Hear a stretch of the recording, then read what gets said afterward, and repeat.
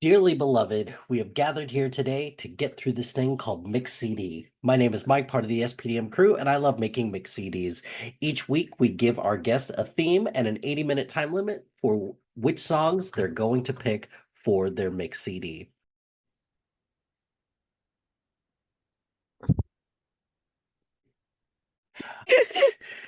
This week, we are talking theme songs of my life. Very abstract topic, and one that I'm excited to dive into because this can go in a lot of different directions. And I have here a good friend of mine and someone we haven't chatted in a while, so I'm glad that I reached out to you because I thought that you were somebody who would really dive into a topic when it comes to music. So please welcome to the podcast. I have my friend Raven. Welcome. How's it going? Hello, it's going pretty good. I'm very excited to do this. This is like everything to me. Yeah, Playlist, talking about music. So this is like right up my alley, you know. exactly. Exactly. This was something because I noticed that you like to post stuff about music, you like to post stuff about playlists, and that's why what inspired me to reach out. So I sent you a giant list of bullshit topics that you could talk about when it comes to a playlist of this nature. So, right off the bat, why theme songs of your life? What was it about this topic that really stood out to you? Yeah, I chose theme songs of your life because I felt like it was the most universal of all of the topics. They were all really good topics that I could have done so much with, but I wanted to pick something that would like connect with everyone of like Mhm. any age.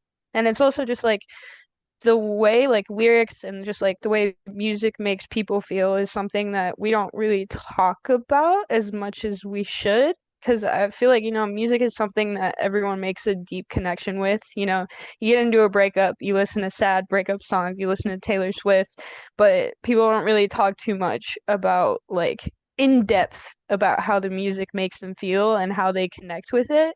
And I think it's important to have those discussions. So yeah. Yeah, I'm I'm in the same boat completely with you on that. That's kind of how I interpreted this. And for a lot of these songs, it was built on two basic founding or like guiding principles for me is that one, is there a lyric somewhere in here that kind of just made me feel something? And what was kind of like the state of mind like the first couple of times that I heard this?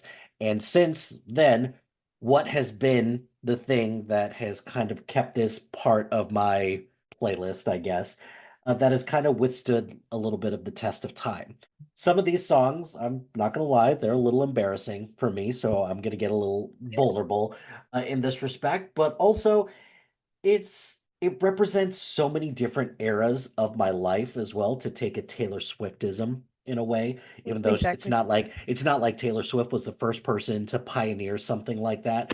But at the same time, I take a look at a lot of these and I have some of these songs that were from childhood, some of these songs were from high school, some of these songs were from college, some of these songs were are pretty recent for me in terms of how it feels to be like a parent and how it feels to be, a partner to somebody. So there's a lot here and it's gonna be an interesting conversation. So walk me through a little bit more of your process in terms of what else you were looking for in your songs, and also let me know, did the order of the songs matter to you?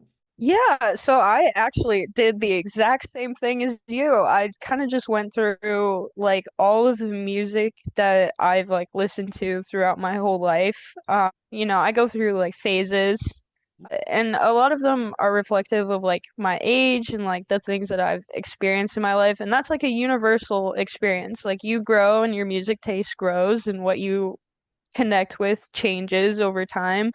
But I also wanted to have something for someone of like any age. I already kind of said that, but I kind of wanted to put, I guess, like go into different human experiences. The human experience is like the main the core idea basically behind like what I chose for everything in general.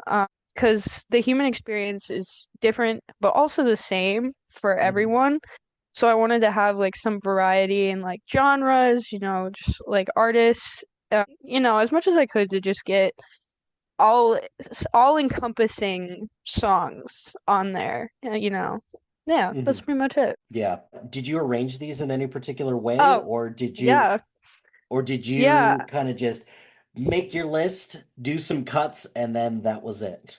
So when I was making it, I didn't arrange it in a specific way, but after I went through, I listened to the playlist all the way through a couple of times. I did it in order, so that I could figure out, is this a good order the way I have it? But the way I ordered it is basically from childhood through adulthood to like the last song is basically about the end of your life. So Mhm. I just kind of wanted to make it like that, but also it's kind of like there's a variety, especially like in the middle of it, Mhm. because people experience things in their life, like life experiences at different times. It's not linear essentially for everyone. So I kind of wanted to put that in there. So the middle of it is kind of just like up and down, and Mhm. then it rises and it ends. Mhm. And it's like a release. There's a Mhm. lot about like release I'll talk about, but there's a lot about release in my playlist because it's something that like music can help a lot with, especially like music talks a lot about like stuff like heartbreak, just like Mhm. moving past things, and that's a really important part of living life, Mhm. and that's something that music can help a lot of people do. So I Mhm. kind of just wanted to put that as kind of like a core idea, I guess, is the Mhm. way I would put that. Yeah. It's a great way to put that. And kind of similar to you, I originally didn't have an order to this, and even up until like a couple minutes before we started recording, I was still tinkering a little bit with this.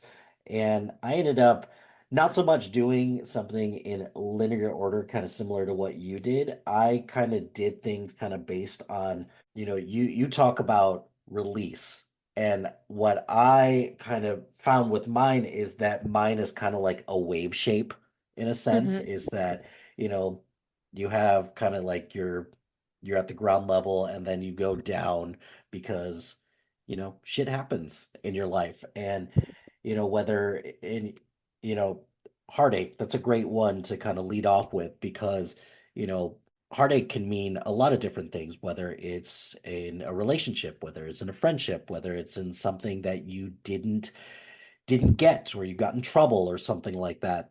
A lot of that goes into these experiences, because I had this conversation with my oldest, or with my daughter Gwen, about how, like, in Inside Out 2, when they leave out all like the bad stuff and you only get like the good stuff in there, it's like that's not representative of who you are as a person, because if only good things are going to happen to you, then you're not, I, I guess for lack of a better word, you're not living, but also it's not realistic to ever get to that point. Something's going to happen to you that's going to suck, and how you deal with it is a major part of this experience we call life, I guess. So I am very curious about your list. One last question before we get into some of the songs. Did you have any like hard cuts that you had as like, second pass, that this would be, maybe make your playlist, or any songs on here that you're like, oh, this was really tough to cut, but that's kind of the thing. That's kind of the shtick with this, right? Is that you only get 80 minutes, my dorky mix CD length, but Were there any cuts on here that you're like, shit, I can't believe I cut that? I mean, I'm fairly happy with like Mhm. everything I chose. I got a good variety of like everything I listened to, but there was sometimes when I was like, I want to put in another song by the same artist that's already on the playlist, but I didn't want to do that. But I also like I didn't want to repeat genres too much. It was all very like hard because there were just so many songs that I was like, gosh, this is like really the life experience. But I did want to, so I tried my best to like put everything that I wanted in terms of like points to be made and Mhm. like life experiences, like every kind of life experience for anyone of any age. I know I already said that, but that's like age is something that is like a I guess like a core subject maybe is the best way to Yeah. put that in like my playlist. But there's also a sense of agelessness in a lot of the songs because there's a lot of songs that are ageless. Mhm. But the choice is in like the age ranges that I chose for each song. It's kind of just like reflective of the experiences that you have at that time in your life. And there was a lot of songs that I wanted to put for like Mhm. mostly the things that I've experienced at the ages that I've lived because I am only 22. So Mhm. I don't have the late adulthood life experiences yet. So I wanted to try my best to like be empathetic and like Mhm. take from just like what I've seen from everyone else's life and the things that they've experienced. But yeah. Well, and this is where I think maybe you're not giving yourself as much credit for that because yes, you're in your early 20s, but at the same time, there's been a lot of shit that's happened in your life, right? You know? Yes. So like the what was it? I think I was reading that all the people who were born in like the year 2000 around that time, it's like you do realize that all those people have lived through 9/11, Great Recession, COVID, Trump, all of that stuff. That's a lot. That is a lot of shit that you've had to experience in a very short amount of time. So I think you're selling yourself a little bit short about the experiences that you're having, but I get what you're saying as well, that there's still a lot of life to live as well, and there's still a lot to experience, and there's still a lot to learn. And which is why, like, I kind of look at my playlist and I have some things in here that I'm like, yeah, like these are pretty timeless songs. Well, maybe not, but and I see some of these like maybe they're timeless to me, but I also have two songs in here that are all instrumental. I have one song that like this is as close to as a cheat as I'm gonna get. One song that is technically a slam poem. So, you Hell know. yeah. Hell Huh. yeah. So, and like these are all just different things that have just stuck with me for a long time. And my original list was about 3 hours long because when you're putting something like this together, you just take from all of the other random lists that you have or the things that you could just remember off the top of your head and just add them in a list. And then you're just like, shit, what do I do now with this? So I don't have anything in particular that is like a hard, like, I can't believe I didn't add this on.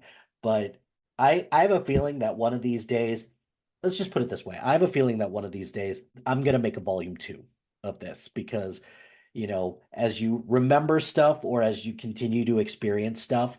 Yeah, so that's why, I will probably title this Theme Songs of My Life Volume 1 and, get away with that in the sense be like, well, I didn't get everything I wanted in the first list, so I'll just make a second one. So, yeah. All right. How many songs did you have on your list? 22. I built this with the time restriction in mind. So Hmm. I was looking at how long it was. Hmm. based by every like song I added, and I wanted to try to get like there's some shorter songs in there, but there's also like some longer ones. But I just tried to like get everything in there, and this was a little easier for me to make because I kind of already have playlists similar to like this subject. So I kind of just went to the playlists that were about Exist. that Ex essentially. Yeah. And I'm definitely gonna make a part two. I do mine in parts. all good. I definitely will have to do a part two. So I have 21 songs on my list, and I am at exactly an hour and 20 minutes on this. And Awesome. now, because the weird thing is that if if I were making a mix CD, I'm not even sure that this would all fit on the list because it would, or I'm not even sure that it would fit on the CD because sometimes CDs are finicky like that. But I as long as Spotify tells me that it's an hour and 20 minutes, I'm calling it and I'm like, okay, cool. I got it.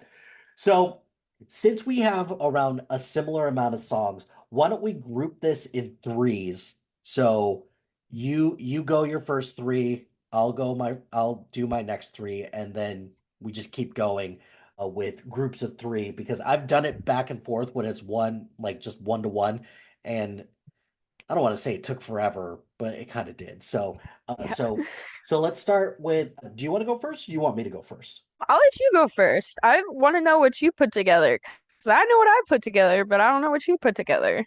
All right. These three are easily probably my most embarrassing songs. And yeah, those I would agree with that. Okay.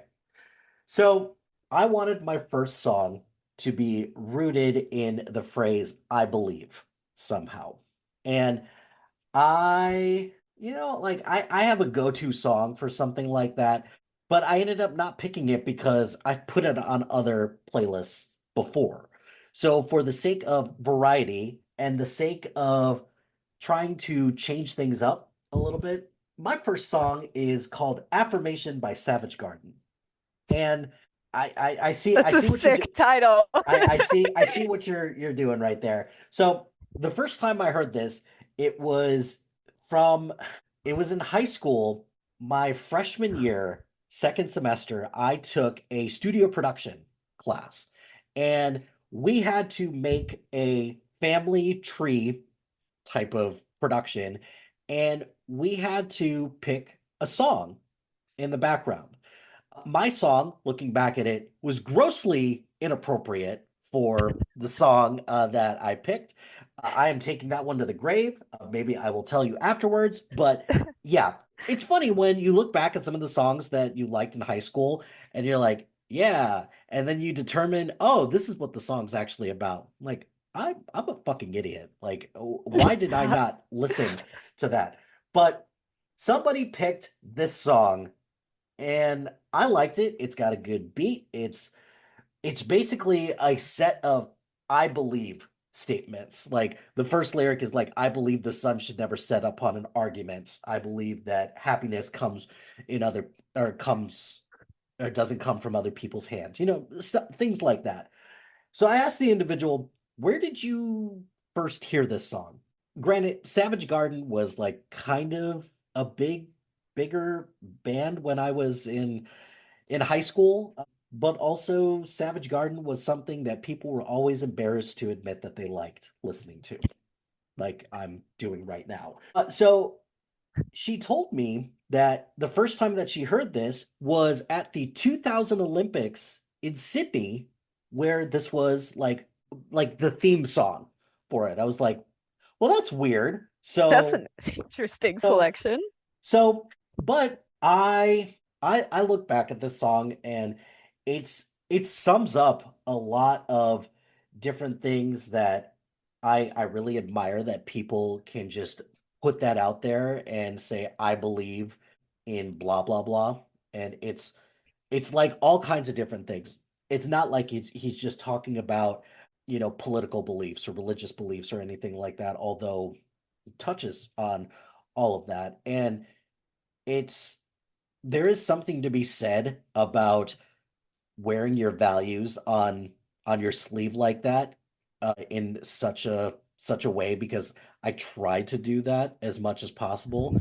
And like I even have some of like these I believe statements in a way kind of like I because I've got three tattoos and that's very important to me when it comes to tattoos is that they have some type of meaning or significance beyond just, you know, something that's, artistic or something, messaging is very important to me. So I ended up picking that one as my first song as a good way just to introduce this concept that, of theme songs of your life and one theme song that, or one theme of my life that I strongly believe in is that, stick to your beliefs and yeah, go from there. I like that. I really like that. Now I'm gonna have to. I don't have your playlist saved. I'm gonna have to get your Oh, playlist when we're done. yeah, I will definitely send it to you. Actually, I'll just no, you know what? I'm gonna keep it a surprise. My next song. I thought a lot about songs that I've experienced being like being a dad in a way, and a song that came up of all places, it just like I can't even look at you right now while I admit this that I have a song from the Ugly Dolls soundtrack because it's such a stupid movie, but there is a song on there. It's called Unbreakable, and it's one that Gwen, when she watched it, she was like, "That's a really good song, and that's a really good message." I was like, "Really? What do you think is the message that's being taken away from this? Is that?" And she specifically singled out the lyric where it says like, "Show them who you are, show them that you're strong, show them that you know where you belong." I was like, "That's very introspective for a 7-year-old I was gonna say. to identify that." But we also kind of talked a little bit about this, about how being unbreakable is not always the healthiest thing because that is putting a lot of undue pressure on yourself. And as somebody who suffers from anxiety, I put undue pressure on myself all the time. So Unbreakable is actually I love the lyrics of this. I love the conversation that I had with Gwen with this, even though I don't necessarily agree with the message behind it, especially in a kids movie. But that's also a lot of kids movies to a T is that, huh, this is the message that you're trying to send to my child. Okay, cool, cool, cool, cool, cool. Because it's saying that like, hey, you should be unbreakable. It's like, well, counterpoint, why do we have to be unbreakable? Why can't society stop being assholes to people? Yeah, So exactly.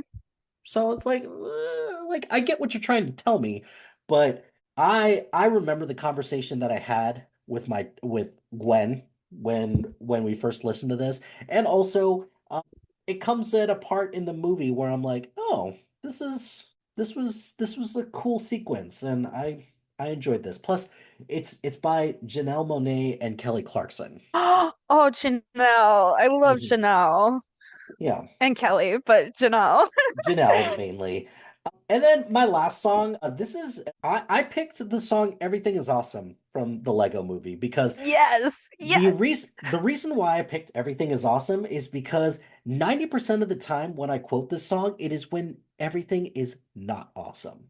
And I use this as, just it's such a good song just to use in like, hey, let's just conform and let's just, pretend like everything's okay when in reality everything fucking sucks right now. So I pick that because I know I do that all the time. I know that that's something where I always try to say that I'm fine and that everything's okay.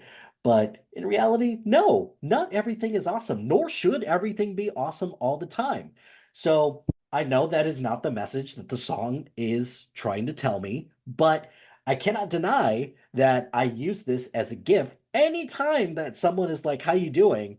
and I'm in a shit mood and I just send them this. It's like everything is awesome. Everything is cool when you're part of the team, right? So yeah, that is those are my first three. And now that I look at it, some of my next ones are a little embarrassing as well. But whatever, it's fine. That's I'm owning okay. I'm owning this. This is my list. And I'm not saying that because I think you're judging me or anything like that, because I'm I know not. that's not the case. But yeah, I am just putting myself out there, and this is, this is the list that I came up with for my first three. I mean, So that's life. That's life. it's It's your life, and like, but also we all have songs that we like that we think we're embarrassed to like, but we shouldn't be in reality because you mhm, like what you like and you relate to what you relate to, and lyrics are all like somewhat like different, and you're everyone's gonna get something different from everything, but there's also something to get from everything at the same time. And I mhm, really like that you chose Everything is Awesome. I love the Lego movie. I think that's an ageless movie. I think it's very much it is like a and everything is not awesome all the time because sorry I'm getting into the Lego movie, but like the main character, like his life he's like trying to feel awesome, but it's not awesome and he no. feels lonely. And like that's like it's about just trying to pretend like everything is okay when it's not, Mhm, basically, is like why they made the song in the first place is to brainwash people into being like this perfect society. So I really mhm. like that choice. I really like that choice. Cool. All right. All right. You're up. Give me your first I'm three. up. All right. I gotta check to remember. All right. So my first song is actually my favorite song, to the point where I have it tattooed on my arm. It's called Be an Astronaut. It's by Declan McKenna. I have a little astronaut helmet with like the title. It's the start to my music sleeve. If Mhm. that didn't say anything else about how obsessed with music I am. But I want to like talk about a little about the artist first. He does a lot with like very like raw lyrics in terms of like living life that and it's and it's always kind of like nostalgic in a way, but also like upbeat, and it makes you kind of like it makes you introspective. His lyrics are a little weird, so you have to really think about it and think about like yourself and where you fit into it and how you relate to it. But I chose this as like my first song because I feel like it's a song for younger people, like kids, but also like early teens. But it's also something that is applicable throughout your life. It's kind of about just like having, lofty dreams and goals that are truly achievable, like being an astronaut if you put your mind to it. But, being an astronaut, that's obviously something that like takes a lot of work and school, and you feel like you have to be the smartest person ever to do it, and that's how people view being an astronaut. You have to be a genius, but people will put you down in your life and make you think that you can't accomplish the things that you want to, especially like, family. That's like a big thing, but Mhm. also your peers. So the song like sort of serves as a reminder to not listen to others and kind of like pushes you to like believe that you can accomplish your goals, believe that you can be an astronaut if you want to be, because if you put your mind to it, you can. And like discouragement and people telling you can't does really make a difference in like what you do with your life, and like outsider input severely impacts like where you Mhm. go in terms of like career, school, all of it. And I I really love that message, which is one of the Mhm. reasons why I have it tattooed, like I can do whatever I want to do. But like also musically, the instrumental part of the song is just beautiful. It is, it kind of just like goes through, it starts like kind of like soft. It's very heavy, like soulful, like piano and guitar. I love his band. He's an incredibly talented musician. He can play every instrument in the world. So I really love that. But like musically, like the instrumental part, it takes you on like a rough-ish accelerated journey, much like life is. It's intense. And there's like a very, like I said, like soulful, like guitar part, but also like the piano and them together. Because like guitar is more of like a gritty, but like piano is more of a soul thing. I'm using the word soul a lot, but I really think that like, you know, you put your soul and your passion into like everything that you do at the end of the day. At least you should try to. And that's kind of like another part of the message. Well, I already kind of said that. I get what you're saying. So Yeah. I really like the instrumental part of that. It's got a good guitar solo. Everyone check it out. Mhm. But also like it's kind of just like the final message like is if you don't work to try and accomplish your goals from like early on in your life, also like why I started with this as why I say it's for younger people, it's you'll be too late and you won't have as much time to try because like stuff like being an astronaut, you gotta go to school for that and that's something that you do early on in your life and you kind of have to be in the right mindset to know what you want to do and to work early on if you want to accomplish things that are lofty but also like it just yeah that's pretty much all Mhm. I have to say for that one. I really like that song. I think that's like something it's for younger people but also like as an adult we all need these reminders still that we can do anything we put our minds to. Yeah. So, So one of my songs that ended up on the cutting room floor for two reasons. One, it got cut for time, but also because I didn't have, or I already had a Kelly Clarkson song on here, but there's one, it's called Because of You, and just about how like the effect that other people can have on your life. And you remember so much more, unfortunately, of the negative influences that mhm, you have on your life versus some of the more positive ones, or those are the ones that like unfortunately affect you way more than your positive influences. And it's just in a way, it's like, hey, just if somebody believes that they can do something, why are you being an asshole about it? Like, just yeah. like it's okay to be supportive and just, do what you can to make sure that somebody else's like if they believe that they could do something, support them in doing that instead of, trying to tear them down. So I love that message. One of the other reasons why I started this podcast is I realized that I don't listen to a whole lot of like music that I haven't listened to before. So I think one of the things that I'm looking forward to from not just this list, but like any of the lists that I've gotten so far is just listening to new music as well. So, Yeah.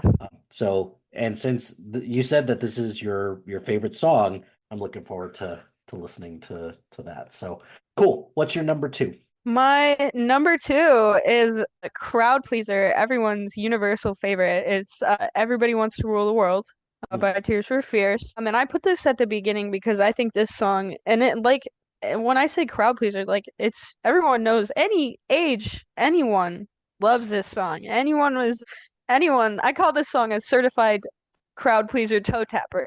Everybody's Mm. gonna want to boogie a little bit to this song, but also like it's got a very you kind of need an upbeat, song to kind of also like for an instrumental part combined with lyrics to kind of like sell the like, hey, life is good vibe.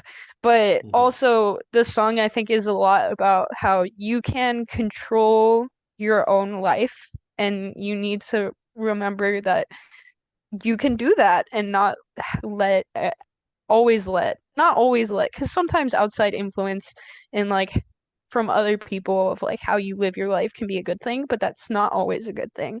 But I also think it serves as a reminder that you should live freely. Mhm. And there's a lot of songs on this playlist that I have as marked as like live freely reminder songs. But also there's an aspect of like personal the topic of like personal relationships in the song too. And I think another big like message that I noticed is that you should like stick by the side of the people that you love, Mhm. and because they can support you and you can be happy together. Like you can uplift other people and that'll be good for you, but also good for other people. And I think like, you know, everybody wants to rule the world, the title, it's just it is like a reminder that everyone wants to accomplish great things and they you also can, you know? But I also like the instrumental part, like it's serves also as a reminder that hey, life is good. Like it's in the moment when you listen to it, you're like, oh yeah, my life is great. You know, I'm a happy guy. So that's like pretty much all I have to say about that song because that's like I'd say one of the song on this playlist that like everyone knows and everyone can grasp the meaning of it. But like that's like one of the things why one of the reasons why I chose it is because everybody can relate to that song. So yeah. It's a great pick. Great opening intro with the synthesizers and everything like that. The first lyric to that, and welcome to your life. Just great way to start that one. So that's probably going to be, unfortunately, one of the only songs that I know on your list, and that's embarrassing to admit, but hey, it That's is what it is. okay. That's So, okay. all right, give me your third one. My third one. All right. We have Way It Goes by Hippocampus, one of my favorite bands. Got the Mhm. logo tattooed on my spine and Nice, everything. nice. But this is their it is their most popular song, I believe. I actually want to check to see if it is their top stream song. That's their second. But maybe some people will know this, but I put this towards the beginning because I think it's reflective of like the life experiences of like your teens, your late tweens, early 20s. And it's another similar thing to Everybody Wants to Rule the World, as in like you should live your life freely. And I think that's something that this the message like carries early or like into the rest of your adulthood, but also like as a kid, you do need that reminder because when you're a kid, your life is so much more structured. Like Yep. everybody has a time set.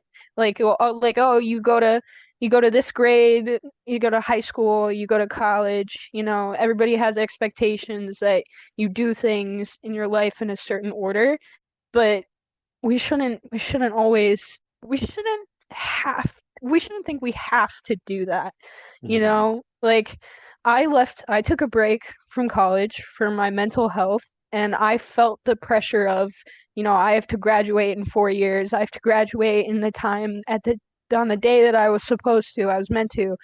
But it took me a little while to realize that, you know, I don't have to follow the constraints of like this Mhm. like life the American life plan and just Mhm. like well universal also like but it's like a very like American expectation that you do these things in a certain time at Yeah.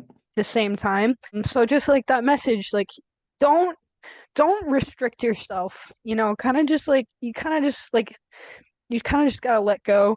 This song is more hipster coded. It's got some hipstery lyrics talking about records and Doc Martens and stuff. Mhm. But that's kind of like more of like the crowd they're reaching for. But like I also think those are some things that everyone should enjoy.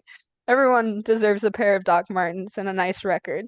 But so that's just like a little thing about it, but also I think the biggest message is that life just happens and you have to roll with it sometimes. You know, that's just the way it goes. And you can't like what happens is gonna happen. Mhm. And you can't always be stuck on the past or the negative experiences that you've had in your life. And but like instrumental wise, I think also like really sells it. Like it's very it's musically very like upbeat and kind of like nostalgic, but sort of like the lyrics are also very nostalgic. So is the music video. I'm a big music video person, Mhm. so because I think that also like sells like the message that the artist is really trying to send with the song, in like a visual way. Helps you visualize it better. But it's upbeat to kind of show that life can be fun when you try and make it fun. Like you Mhm. can make your life more exciting. Like I was really depressed for a while and I was a homebody, like permanently just like glued to my bed.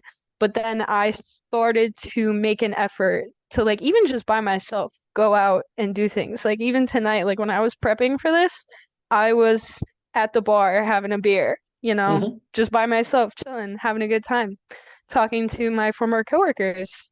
And Nice. like you can make your own life fun. And like I've talked to like so many of my friends.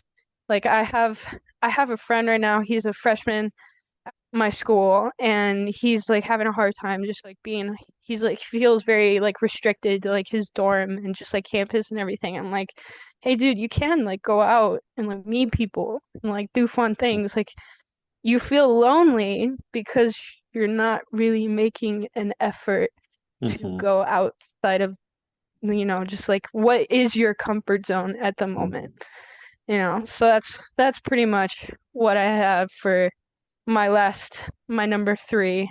Yeah. Great pick. Looking forward to listening to that. So my next three, this is part of my cliche reminders that I need from time to time, but also these, again, they're just good to hear. So the first one is Breathe by Michelle Branch. And the reason is it because the lyrics are like, if I just breathe, fill those space between, I'll know everything is all right. And I know for me, I'm on the go all the time. And sometimes I forget to breathe. And you can relate to this to some extent or another because you also we were runners at one point as well. And how you don't really think it's like, oh, breathing is more important than people think. I know, groundbreaking science right here Hmm. on this podcast, but just stopping to breathe. I can't tell you how many times my ass has been saved because I just stopped, took a couple deep breaths, and then everything felt not like completely better, but I felt like I could at least proceed forward with something. And especially someone with anxiety like me, that's a huge part of what they tell you is that, hey, you got to come up with like things in your tool belt just in case something comes up and you need to cope because you can't always just take meds or you can't always just like talk to your counselor or therapist or anything like that. You're going to be faced with a situation where you just need to sit down and like you got to calm yourself down a little bit. Hmm. And Hmm. I don't know, for me sometimes this is just a good reminder that I need to breathe, and I know that's bullshit that I need a reminder like that from time to time, but I think we all do to some extent or another because Yeah. our lives are so fast-paced right now that sometimes if we just stop and breathe a little bit, we might be in a better position. My next one is Try Again by Aaliyah. And again, self-explanatory. Just try again. Like the course is if at first you don't succeed, dust yourself off and try again. Like the most cliche lyrics that one can come up with, but also it's true. And as somebody sometimes who gets frustrated when something does not go my way, and the fact that I do have to try again sometimes pisses me off, isn't that life to some extent or another? How Yeah. you get up and dust yourself off and try something again if it doesn't go your way? Because like I think for this, like it kind of reminds me a little bit of the movie Talladega Nights. It's like if you ain't first, you're last. It's like, no, like you could be second or third or fourth or whatever. there's not like a one size fit all approach to everything. Because if there was a one size fits all approach to everything, we would have zero problems in the world. But we do have problems, and there are certain problems that take multiple attempts to try to fix, and there's nothing wrong with that. I mean, Yeah. I'm not much of a science person or anything like that, but even I understand that like, hey, the scientific method is filled with so many more failures than it is successes, but that is just part of the gig. Sorry. It Exactly. is what it is. If you are not okay with failure, then you're never going to make it. Sorry. It's just, plain and simple truth of the matter. And it took me a long time to realize that failure is okay, as opposed to, just doing everything right all the time. And my next group of songs are these songs where I realized that, well, not, all the time, but I realized that I put a lot of undue pressure on myself. And part of it's part of it's a lot of like things with like upbringing, but a lot of it's also myself too. And I gotta Yeah. recognize that. My next song is Crossroads by Bone Thugs and Harmony to change things up completely. Look, do the lyrics match up completely with what I'm trying to convey with this song? No, not really. But the just the first part is like, you know, what are you gonna do when there's nowhere else to hide? Because like judgment's coming for you at some point. And it's something where it's like, huh. Because to me, like life, as cliche as this sounds, life is just filled with all these crossroads where you have to, it's not even making up, it's not sometimes when you're faced with a crossroads, you need to make the right choice. Sometimes it's just about making a choice. And Yeah.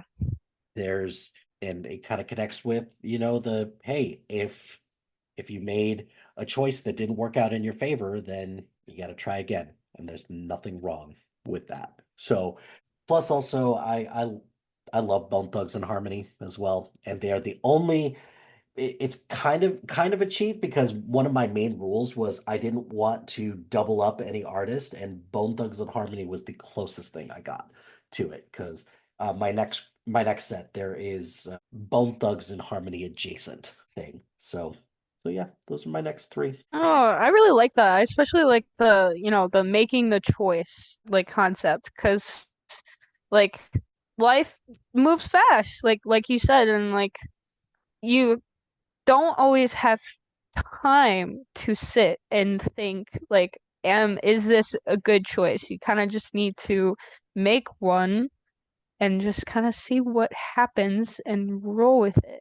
Mhm. So I really like that. And I have also never heard of that. Is that a band? Yeah. Bone Thugs and Harmony, yeah, Yeah. they I they have yeah. I'm dating myself. It's a song from the 90s, which really bums me out that I say that it's old, but I'm old now, so I get it. It's fine. But yeah, when I send it to you, maybe it's one of those things where it's like, oh, I've heard this once or twice. Yeah, That's maybe. really it. So, because because the concept of this also, it's about people that you've lost in your life as well, and whether or Hmm. not, you know, there's because the this group, like one of the this it was dedicated to Eazy-E when he died of AIDS, because he was in NWA, prominent member of that group, and he just taken way too soon due to AIDS. So yeah, that's something that comes up a bunch, and that is like when you reflect also on the people that you've lost in your life, as well as that, you know did I did that person, do all the stuff that they could have to make the most of their life, but also did I do enough to be part of this person's life as well. Oh, I love that. I love Yeah. that. I'm definitely gonna have to listen to that song Yeah. 100%. All right, Raven, give me your next three. My turn. All right, I forgot. Sorry that I had another very familiar to everyone song, Vienna by Billy Joel. Let me find it on my list of notes. This song, I don't have too much to say about it because, people, I feel like the message is fairly clear. a lot of people have taken something from that song in their life. But I think the song is very reflective of the ages, like in your late teens, in your early 20s, when your life does feel like the way the the lyrics the way the lyrics convey, I guess, because it's about again like kind of similar to like being an astronaut, like having dreams and goals, and it talks about like wanting to achieve those goals, but it's also a reminder that that life is fast and you do need to sometimes slow down, but also like take a break at the same time. Like, Hmm. because sometimes it can be so intense that like over time it's just gonna wear you down even more. And it is okay to stop and take a break. And it's like that is very like this song really was meant a lot to me when I was in school. I mean, I am still in Hmm. school, but I'm taking a break right now. Hmm. Taking a break right now, because I'm a STEM major and it's very demanding, especially at the school I'm at. And like I did need a reminder a lot, so I listened to the song a lot that it was okay for me to take a break from things, you know. And there's also been so many things in my life that I've wanted to accomplish, and that's a universal experience. Like we all have like goals, like traveling abroad, just like dream Hmm. jobs, starting a family even. And those things, you know, sometimes they take time, and you kind of need to give it time and not feel the need to rush yourself into Hmm. those things. So that's pretty much all I have to say about that one. My next song is also, well, it's a little more on the popular side. It's Nelly by Dr. Dog. I put there isn't too many love songs on this playlist, or they like lightly touch on it, but a lot of songs are about love Hmm. because love is a core part of life, Hmm. and like it impacts who you are as a person and your experiences, and that's kind of like what this song is about. But also it's about being like infatuated, like it is an intense like infatuation with someone who like feels like electric and is like maybe eccentric, is just like worldly person, but you can't have them, or you feel like you can't have them. And it's kind of you kind of just observe their life on almost like a worshiping level, Hmm. but there's a distance to it, and that's something that we all experience at some point in time. That's like having a very intensive crush, you know, and that's a universal experience. And I think that's also something that like this is more of an ageless song. Like this can happen to you at any time in your life. You know, there is no time restriction on love, and Hmm. you're gonna love different people maybe at different parts of your life. And relationships are all different and they all have their different lifespans. It's not going to be the same for everyone. So yeah, I really wanted to put that one in there. My next song is Australia by the Shins, one of my favorite bands of all time. I was raised on them, like I was fresh out the womb listening Hmm. to the Shins. So like this song invokes a lot of like childhood nostalgia for me, but also like this song, I have it earlier on the playlist because it does have a childish energy to it, but childish energy can be maintained at any age, which is Yep. kind of like the big like message that it has. And sometimes you kind of need to maintain your childish energy. And it's about kind of like feeling like you can do anything, but you feel like life's restrictions very deeply, whether that be like money, you know, family, just like any kind of situation. There are so many restrictions that life can put on you, and they're different for everyone. But I feel like that's also like a core part of like the human experience. And Hmm. like and feeling like you can do anything applies to like any single thing that you could ever do with your Hmm. life. It doesn't have to just be like a career. Because that's like something that most people think of when it's like you can do anything is like, what's your job? But also, Yep. your job is not everything, and it Hmm. doesn't have to be everything. But it's also about like finding a soulmate, and like that can help you excel as a person. Like Hmm. relying on the people you love, just like confiding in the people you love, spending time with them, and it can build you up. It can make you happier because we do have to rely on people. We do Hmm. have to rely on people, as much as like it's stressed that like, hey, you can't just always be relying on others. You have to do things for yourself. You still need people in your life. And it's another living life freely reminder song, but also living life freely with the person that you love can help you grow, like I Hmm. said. So I really wanted to put that one in there. That's always been. I pulled this song off of my playlist, songs that would save me from Vecna. So Yeah. I really this one has always been, and I made that when I was 18, and I was having Hmm. a hard time with school. So I think but I still listen to that song. Like Hmm. I've been listening to that song. Let me see when that album came out really quick, because I've it's been out for a while. It's from 2007, and I was Hmm. born in 2002. So I've been listening to this song and like relating to it, and like this song is like changed in meanings for me Hmm. over time also, you know. So Hmm. that's it for my set. My, I feel like songs that I would play in order to save me from Vecna should be on my playlist topics. So thank you for that. But also, yeah, a lot of good stuff there. Because like I know for me, I don't think I have maybe some of these in a roundabout way could be considered like a love song, but I think for the most part I steered clear from that.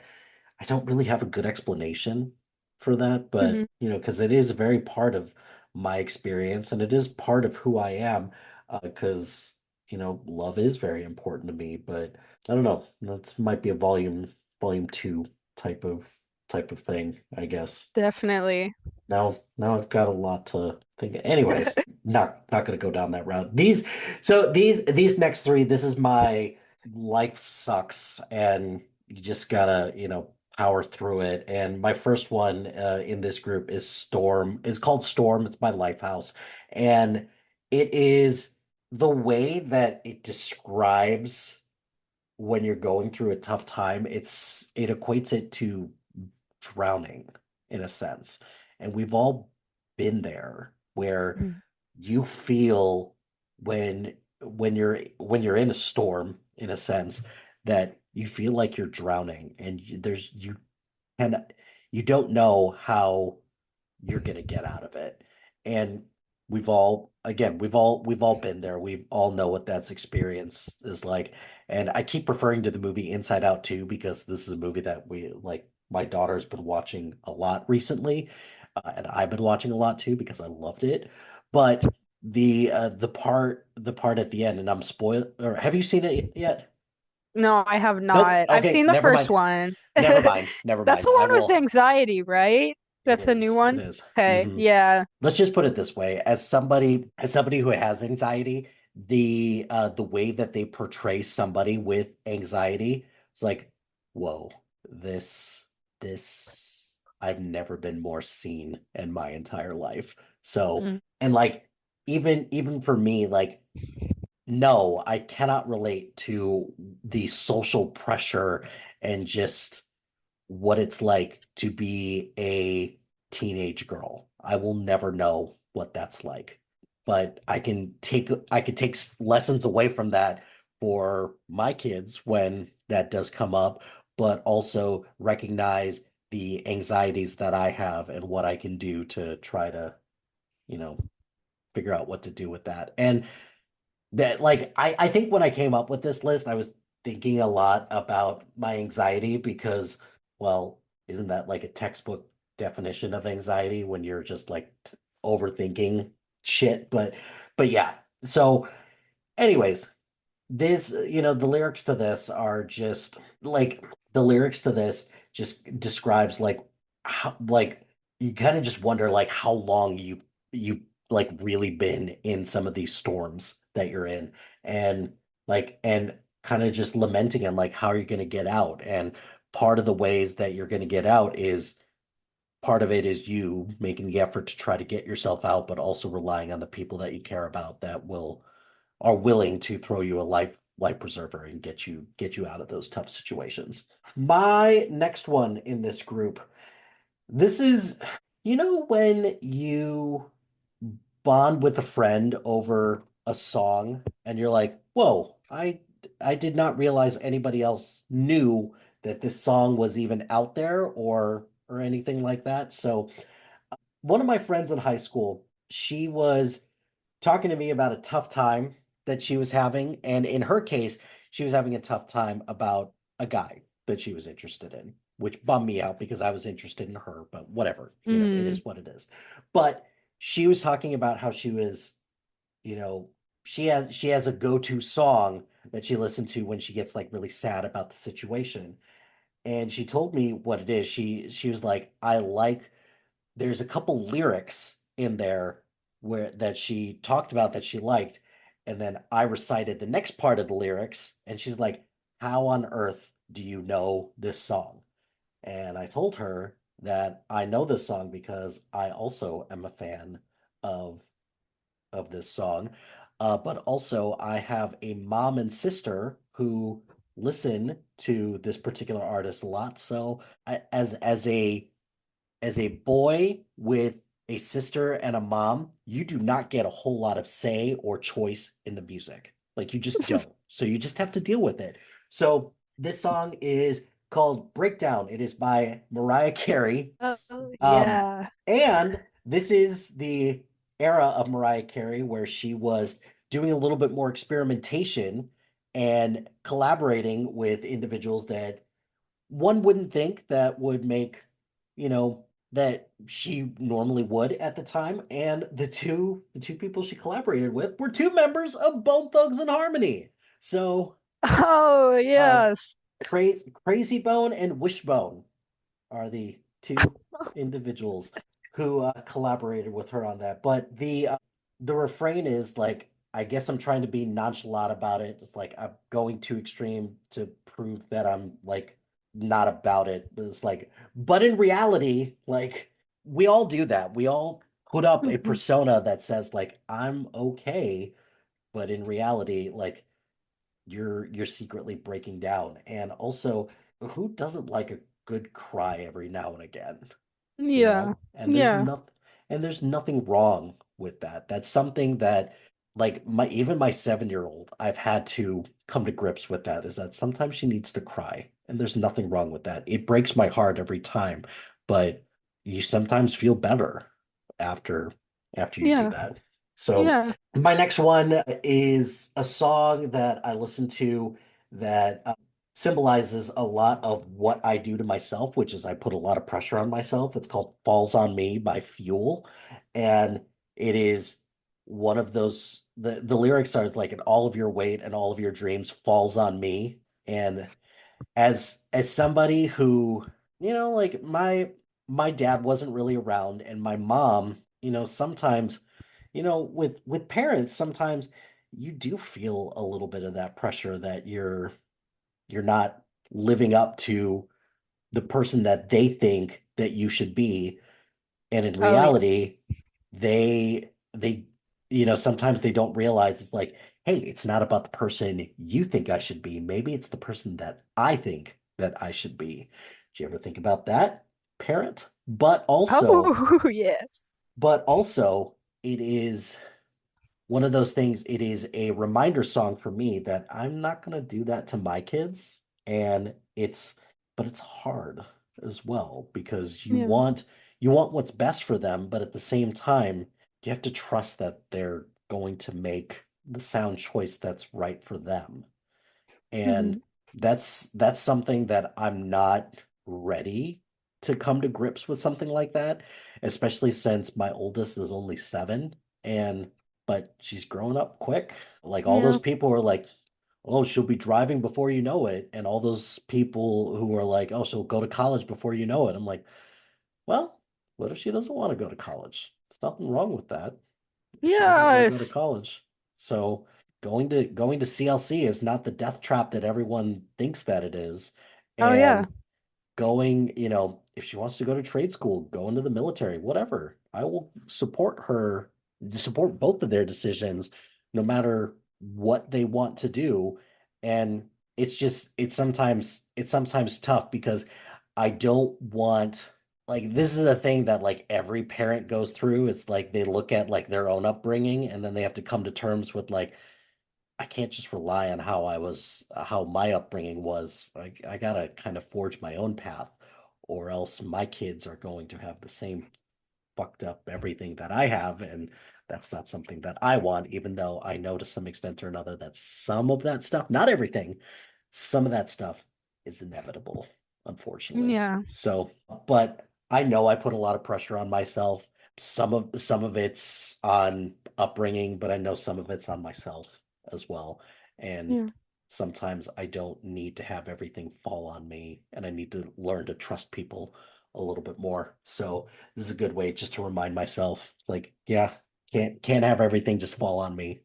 Sorry. Yeah. I really like that one. And your reason for selecting, as someone whose parents have put a lot of pressure on them Hmm. to go into a certain field. Like, my parents are artists and they pressured me to not go into art, even though they made me have a love for art in the first place. Hmm. And like there are so many like the things that I wanted to do, I was encouraged to not do. And like I was pressured, like by like parents, but also like just like general like societal pressure Hmm. to like, like I kind of mentioned earlier, like there's there's these time limits that we have set as a society for like the things that you should do, and you're expected to go into like to like be a doctor or Hmm. an engineer or something, accomplish things that maybe like aren't exactly like what you want to do at the end of the Hmm. day. And like that was something that like I grew up with. Like I was raised to not want to do the things that I love. So I really like that. I really Hmm. like that one. Yeah. Yeah. All right. All right. Give me your next three. My turn again.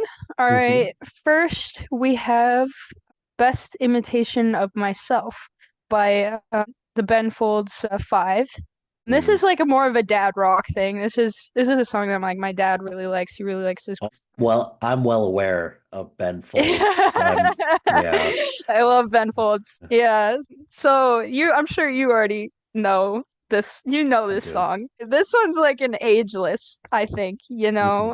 but also like it's I think also like in your 20s, it's kind of just about masking yourself for the sake of like people pleasing, Hmm. especially in like relationships, because sometimes we have the tendency to like hide ourselves, like our true selves from our partners with the idea that they'll like us more if we act a certain way. And we overthink our outward portrayal to people, even though they don't really care that much. And like the song, Right. like the piano, like the general like tone, it's kind of like I don't give a fuck and Hmm. I'm just gonna roll with it. And like the title itself, Best Imitation of Myself, that's like the core idea of it, like we pretend so that people will Hmm. like us. And like that's kind of this song is kind of like urging you to like, hey, maybe don't do that. Maybe let's not. So I really like that one. I grew up on the Ben Folds, like Hmm. 5 Ben Folds, so like growing up on this song was something I think that was like really important, because that's kind Hmm. of like a reminder that we need all throughout our lives is like, hey, just be yourself. My favorite Bill Hader quote ever is "Be yourself, Kimosabi. It'll all work out."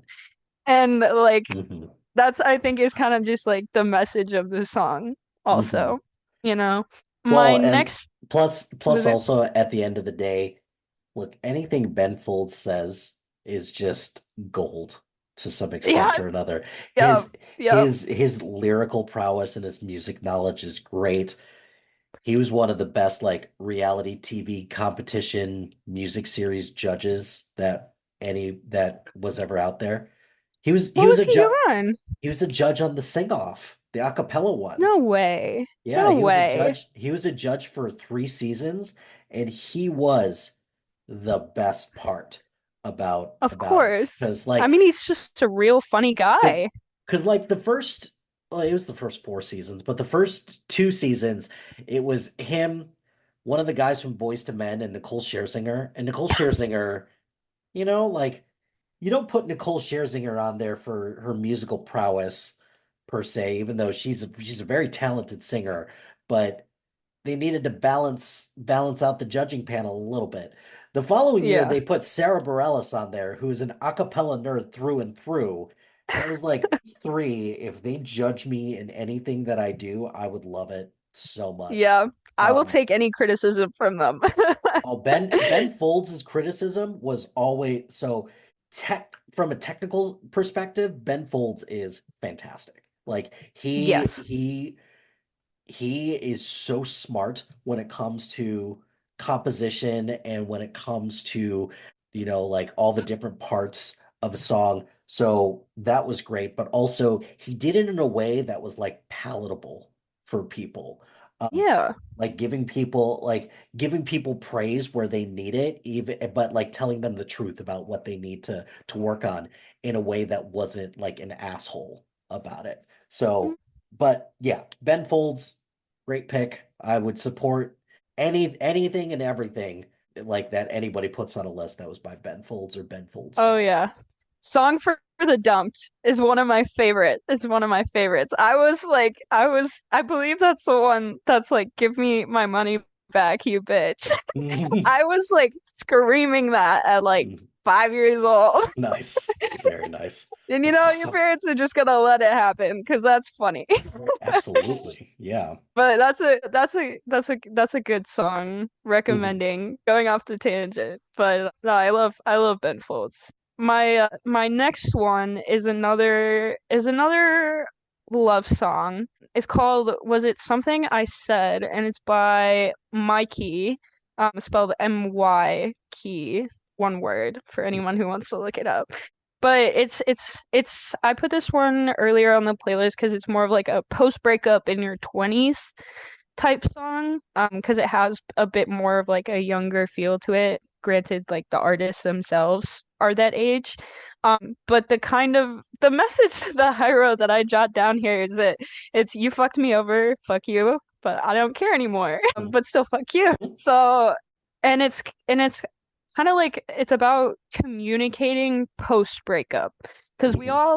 we all like have the times when we like text our ex or something. We've all done that at some point, just because Mhm. we've been thinking about things and you just want to get something out Yeah. and you just need to talk to that person. But communicating during that time is difficult, and trying to heal from breakups is difficult. And that's something like a song like this, we all need that reminder, like, hey, this is not like it's not just you, you know, this is a universal experience. And it's also about really like remembering that remembering the good times that you've Mhm. had in your relationship is hard. Just like, you'll get like just like fleeting thoughts of like, oh, I remember when I did this with this partner and that made me feel good and that was like a a good core memory that I have, but now I don't have that person anymore. Mhm. And that's also just a universal experience, and that happens at like any age, you Mhm. know? So yeah, I really like that song. Found that when I was in my late teens, and that Mhm. was, a good breakup song for me, because of the idea, like I said, like, hey, you fucked me over, but fuck you, and I don't care anymore at the same Mhm. time. So I really like that one. My next pick, well, it's also a little more of a more well-known one, is Brain Stew by Green Day. And my note for this one, first note, is giving up, but living it up. It's a very like gritty song. Like it's just Yes, it kind of is. I call I'd say this song is like one of the songs that I deem as like scratching your brain. Just kind Mhm. of scratch that little like, I just need some grit. I just Mhm. need something to be like, yeah, like things suck, but whatever. And like it's kind of about like life is hard, but you're numb to the pain at a certain Mhm. point, and you're just like, it is what it is, whatever, and it kind of like throwing your hands up, giving up sort of way. And like the I really like the I'm having trouble trying to sleep lyric for it, because that's something that like we all have restless nights at some point because there's Mhm. something on our mind, and sleep is hard when you got shit on your mind, but you Yep. don't want it to be at the same time. You don't really have an option sometimes, and it's hard to like get that stuff out of your head. Like the negative is always gonna stay with you in some way, shape, or form, and it can be hard to move past. Plus I think Green Day is just like one of those bands in general that like people are often like it's like a punk band. Punk is like it's like rock on. Hmm. And Yeah. I think that's stuff that's like gritty music like that scratches our brains, and Hmm. that's something that everybody needs every once in a while. So I wanted to put that one on there. And There I were do. I- my next three kind of we are getting into the like we're starting to like this is where like the turn kind of is in my like sadder songs, I guess. So my next one is My Own Worst Enemy by Lit because I am my own worst enemy. It just Hmm. I know that for myself, but it is still something that as I recognize that and just wrestle with that, just it continues to be a struggle. And like it sucks to admit that like even into my late 30s that I still struggle with that. But hey, it is what it is. And I'm just learning to cope with that and figure out, what to do with all of that. So that one's pretty self-explanatory. Plus, I love this is one where this was the era of MTV where like they had a lot of music videos, and this was a big music video one that came on all the time. So I loved it for that as well. The next one is called Rainbows in the Dark by Tilly and the Wall. Do you know who Tilly and the Wall is? I do not. That sounds like I'm not judging a little bit, but it sounds like something that would be right up your alley because instead of a percussionist, like typically it's a drummer, right? Their drummer is a tap dancer instead. What? So, yes, they do have some drummy stuff, but for the most part, their percussion is just a random, or not a random person. She is wailing on the little surface thing that she's tap dancing with. So, and when you have one of those moments when you're at a live show and there's a song that you've never heard at a live show and it just hits you in a way that's like, ooh, this I Yeah. was not expecting this, particularly at a show or something like this. I was seeing a show for Tilly and the Wall with my sister. And I'm not gonna lie, I was doing this as a solid. I was like, I didn't have anything else to do, and my sister needed me, and I was like, cool, let's go. But also, I was like, tap dancer? Really? This sounds stupid. And I was stupid because she rocked the whole time when she was I tap want to dancing. see this. I Um, want to see this. but so just the concept of the title, a rainbow in the dark, just how, like just the visual of that is, hey, here's something bright when things get really dark. And Yeah. that always is really cool, but also something that's also like oddly beautiful as well.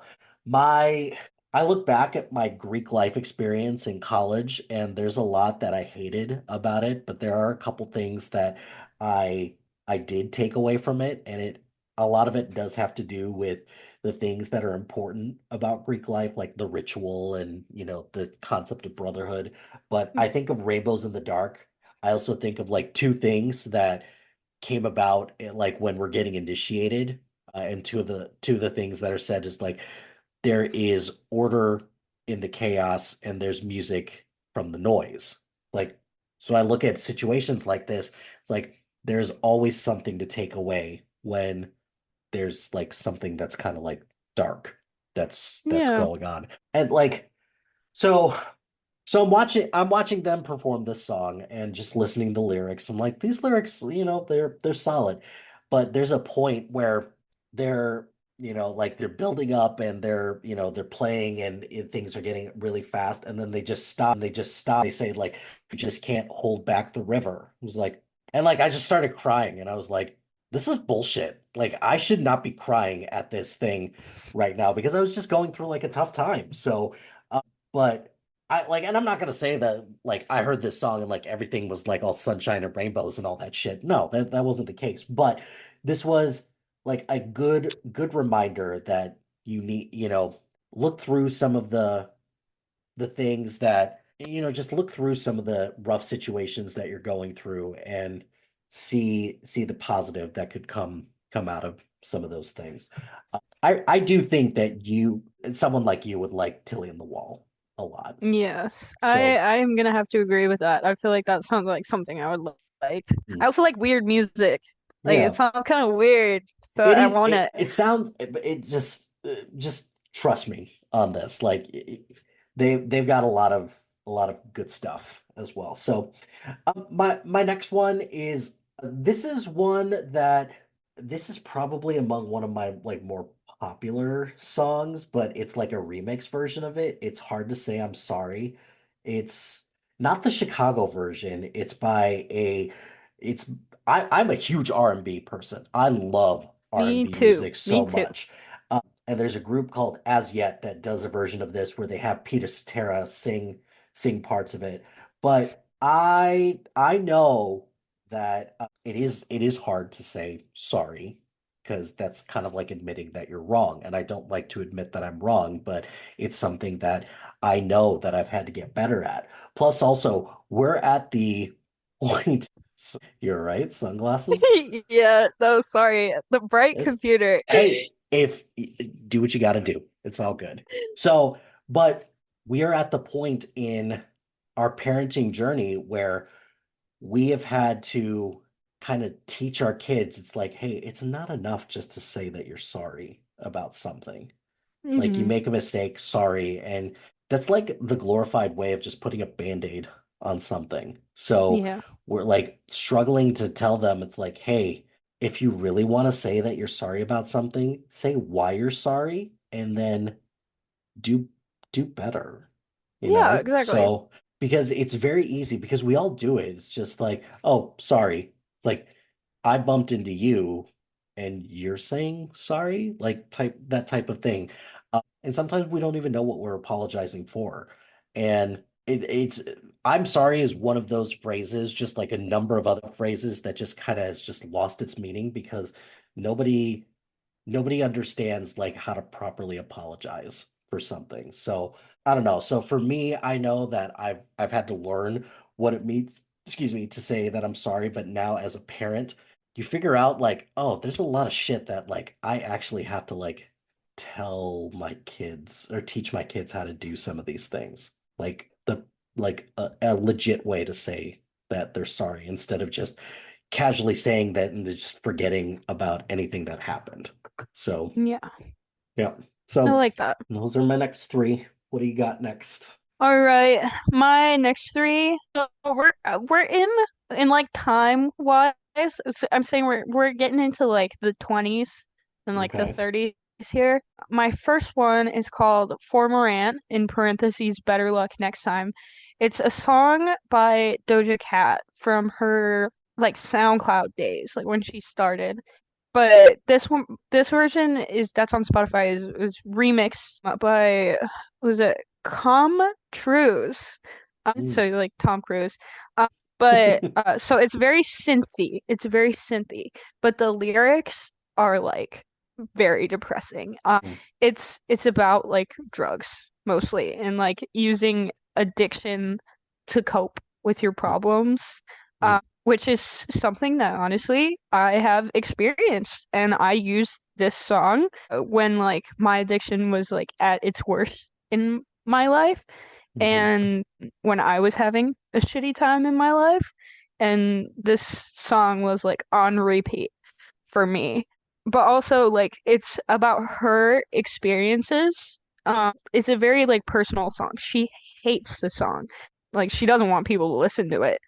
It's very much about like the plagues of fame also and Mhm. like the things that you'll do for fame Mhm. and but also like the drugs aspect. Like there's so many like artists, like we all know there's so many artists that have struggled with like hardcore addiction and like that's something that so many artists have used as like a way to cope with like all of the things that they're experiencing in their lives because like artists have Mhm. very fast, busy lives. Mhm. And I think things like there are so many songs out there about addiction. Like my favorite group, Suicide Boys, they are very heavy on this Mhm. topic of addiction because that's something that they really struggled with.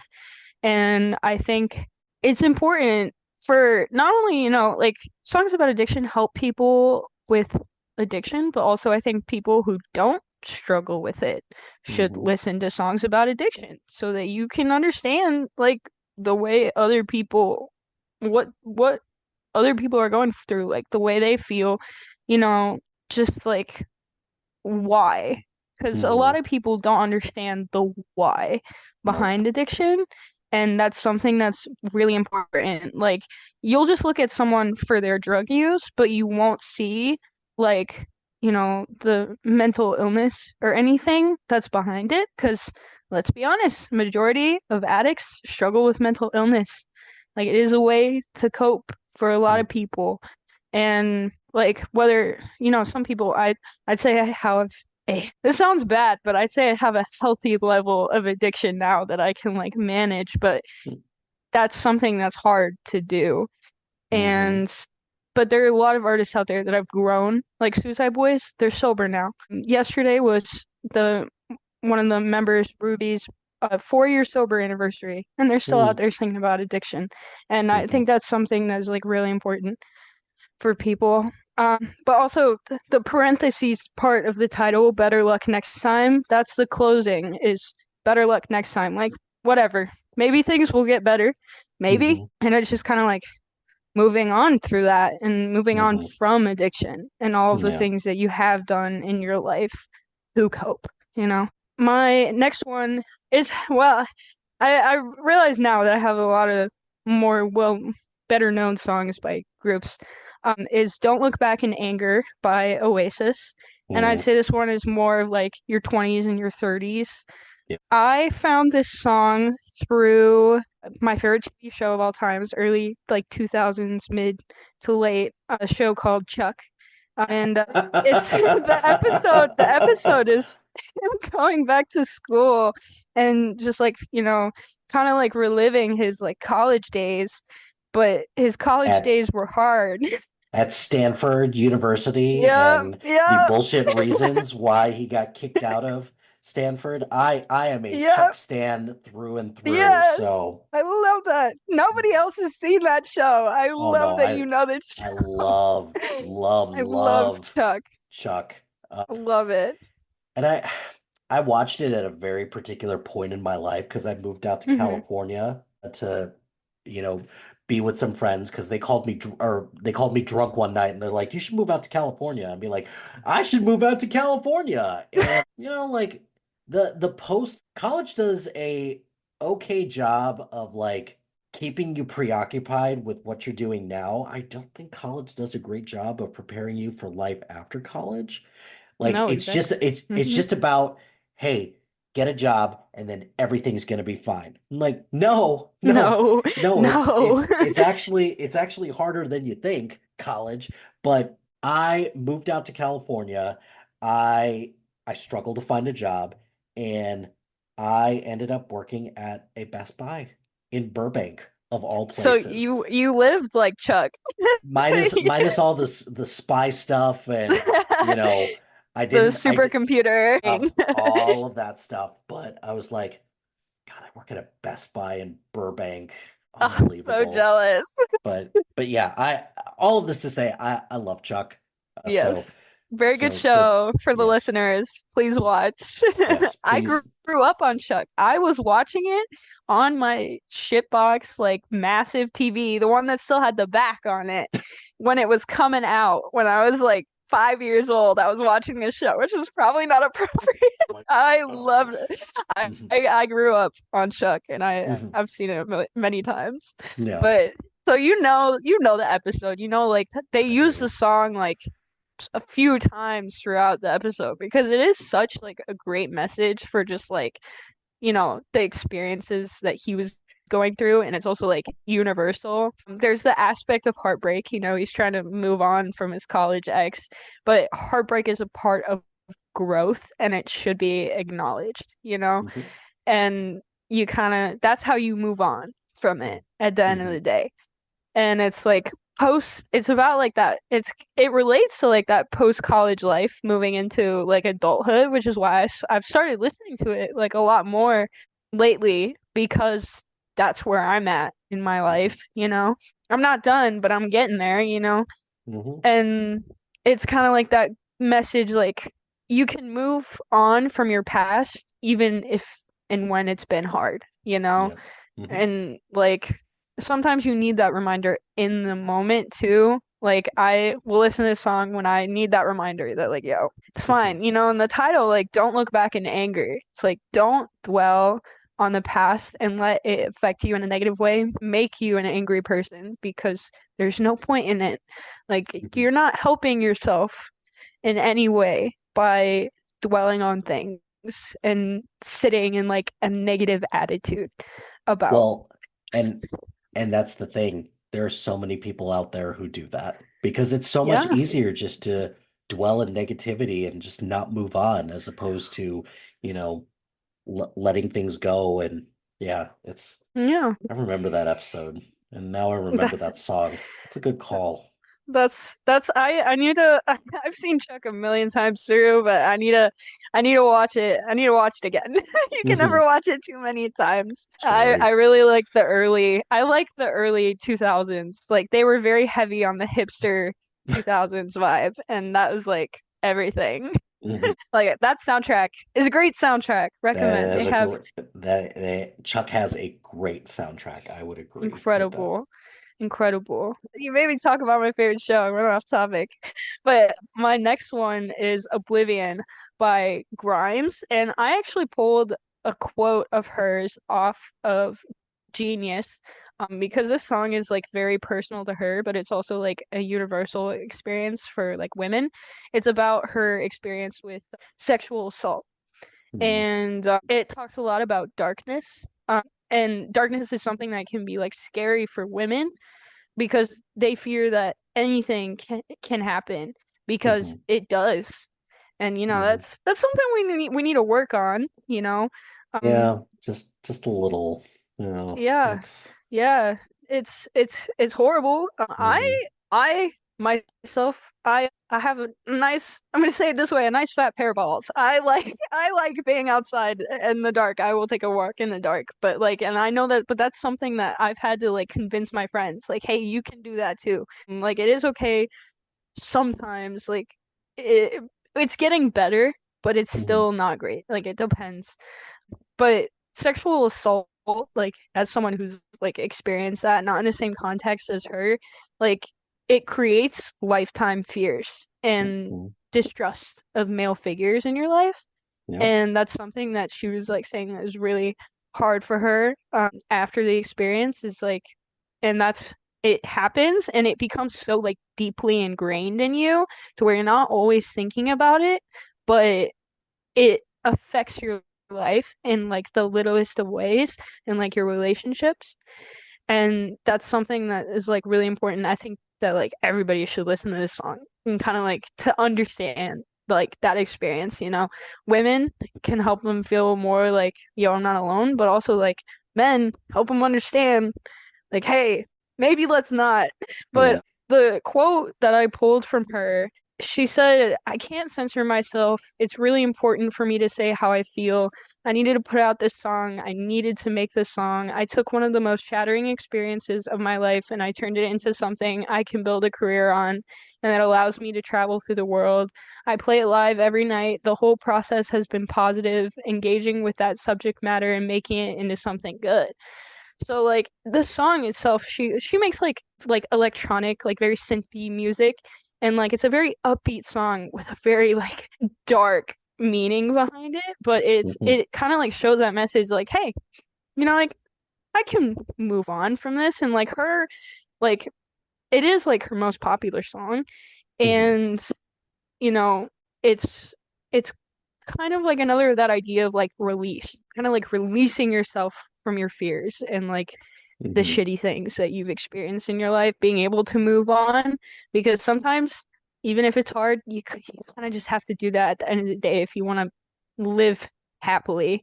You know, Mhm. you can't always dwell on it, but and it helps you grow. You need to realize that you can grow from those experiences. And like one of the other reasons why I really like this song and why I'm really happy that she put it out is kind of, oh my gosh, I kind of lost my train of thought there. But like kind of like, oh yeah, you need to I as someone who's experienced like a lot of shitty things in my life, and especially like sexual assault, having those experiences and like sharing and like talking about them with other people can help other people move Mhm. on from those experiences. Like you kind of need to know, like you kind of need some reminders sometimes that hey, I'm not alone in this. And so I really appreciate her for having the guts to put that song out. So yeah, that's it for my little set of three. The look, any song that spreads more awareness about sexual assault, yeah, like just blast those songs to the high heavens because those songs are usually a little rough to listen to, but also, you're right. You never know who that could possibly help at some point, Hmm. whether that is somebody who needs to find the courage to like step forward and say something, even though there is a giant stigma that's attached to it. And I think there's a lot of like institutions out there that just don't know what to do with sexual assault, and it shows a lot of times by, Yeah. like looking at college, looking at police, looking at, a lot of different things. They just grossly need to be improved by that. But also as, as the primary instigator of sexual assault, I'm not saying that all like it's always men or anything like that, but the vast majority of them are men.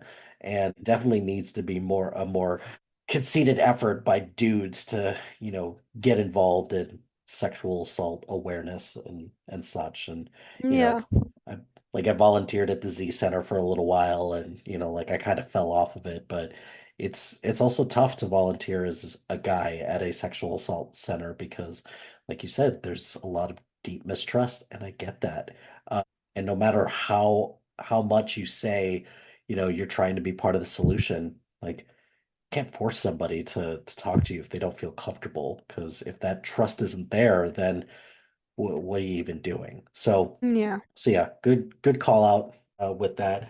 Sorry that you've had experiences with Yeah. that, because it unfortunately happens to a lot of women, and that sucks. And that Yeah. is as somebody who has daughters, that and the internet are my two worst fears, and that Yeah. sucks a lot. So, all right, my next three, because I've got three more sets, and then I am all set. So, this is kind of where we're starting to make a turn. And these all three kind of relate to that. So my first song is Best I'll Ever Be by Sister Hazel. And it's something like the lyrics just say it all. But the only thing that's missing from that is the like the first part of the lyric is that, was that the best I'll ever be? And the answer is no. No, this isn't like, I'm sorry, I feel bad for all those people who say that high school was the best years of their lives. Like, dude, really?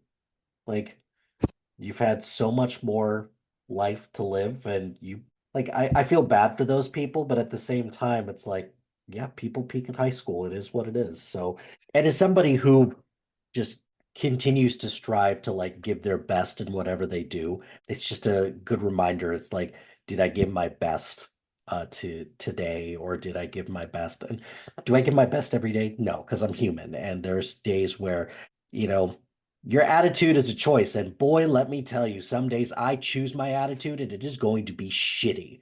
But Yeah.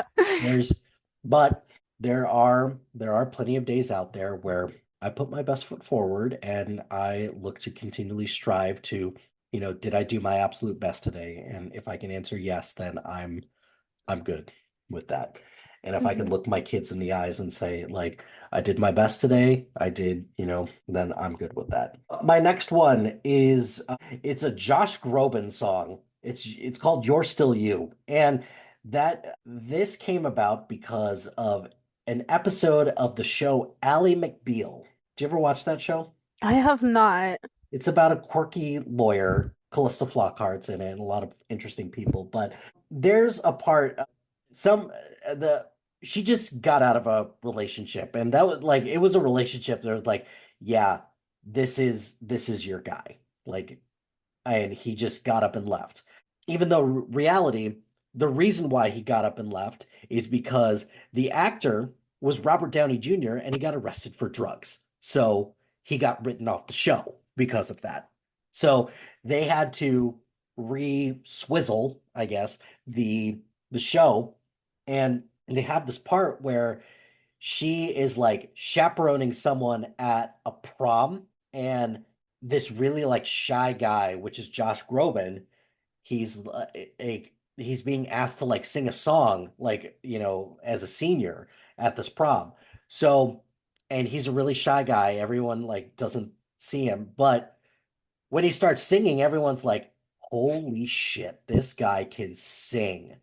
And he sings this song called You're Still You, where it's like, I know you've had a shit experience, but don't forget you're still you after all of this, and you're going to get through this, and you're still going to be the person that you are, even if you're slightly changed a little bit. Yeah. So like this one is just like a reminder, and this one, like, a lot of the stuff that I equate to a lot of these, particularly my last three songs, they all come from like media of some type, whether it's a movie or a TV show. So, and this one came specifically from a TV show as well. So Mm-hmm. that was important to me. And then the last one is Shake It Off, or Shake It Out by Florence and the Machines. Oh, I feel love. like I feel like I don't need to explain that. It's pretty Yeah. self-explanatory because, Yeah. yeah, Yeah. I that love I love Florence and the Machine songs. I think that they do a lot of really good like human experience living hmm life songs that are like all very relatable. So hmm everybody go listen to Florence and the Machine, Ag- 100%. agree, agree. All right, give me your next three. All right, next I have Yes, I'm Changing by Tame Impala. This has to be one of my favorite songs. But I have this sort of like in the middle. It's about like growing up, but growing up is an ageless experience, you know? hmm It happens for everyone at like different times at different paces.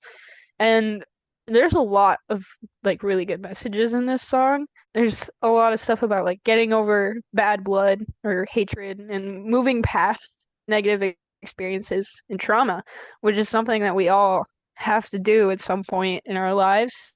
And no matter, it's different for everyone. It's a song that kind of like encourages people to do that. Like the artist is obviously like he's speaking from his own experience and he's kind of just encouraging others to like, yo, you can do this too. I did this and you can do it too. And it's about how like life moves and changes, and that's okay. And Mhm. sometimes, we have a hard time accepting change, and like life is there's a lot of ups and downs, and you kind of just have to roll with it, you Mhm. know? And it's a common misconception that people can't change for the better or move on from bad experiences or mental illness. That's something that my own family, I'm gonna get a little personal, my own family is having a hard time believing that I have moved on from like my depression and my Mhm. anxiety, and I have gotten over it. And I think and like a lot of other people have, like, I tell people about my life and they're like, yo, like you're probably not okay. And I'm like, I trust me, like I'm fine. Like I've changed for the better. I've grown, and like I'm okay with everything that's happened to me in my life because I think it's changed me, made me a better person at the end of the day. And it's another song that I on this list that I see is like a live life to the fullest, because there's a whole world out there, and Mhm. you need to kind of like go out into the world, because that's something that a lot of people have a hard time doing, out of Mhm. fear for like judgment or anything really. But I also really think like the instrumental part and vocal tone are very important to this song. It's very common for like a lot of Tame Impala songs. It's just another song that I feel is like a very much a release song. It's like got a very soothing, like light, it's like sort of synth. He's a very synthy artist. So I really think the instrumental part adds to like the message of it too. Really Mhm. sells the hey, it's okay. And life moves on at the end of the day, and you Mhm. kind of just have to accept that and roll with it. So that was my first of the set. Next, I have "You Are a Tourist" by Death Cab for Cutie, which, funny enough, also a song in the Chuck soundtrack. Yeah, it sure Um, is. but I think this one is more reflective also of like 20s and 30s, but also Mhm. another again like an ageless song. I just think that that's the time when like that's kind of like your experience. It's got like that upbeat, like very nostalgic feeling to Mhm. it. And I my note for this one is like it encourages you to feel your feelings, fool. It's an album title by The Mhm. Regrets. 10 out of 10 Mhm. would recommend that album. Very good. Um, and it's just kind of like telling you like, hey, it is okay to feel things and your Mhm. emotions, because a lot of times we need that reminder that like Absolutely. it is Yeah. okay to not be okay. And life gets hard sometimes, but it's important to remember that every day is a new day. Mhm. And like, you can move on from things. And this is like another song that I feel is like it's got like a light close to signify a release. It's a very like release song.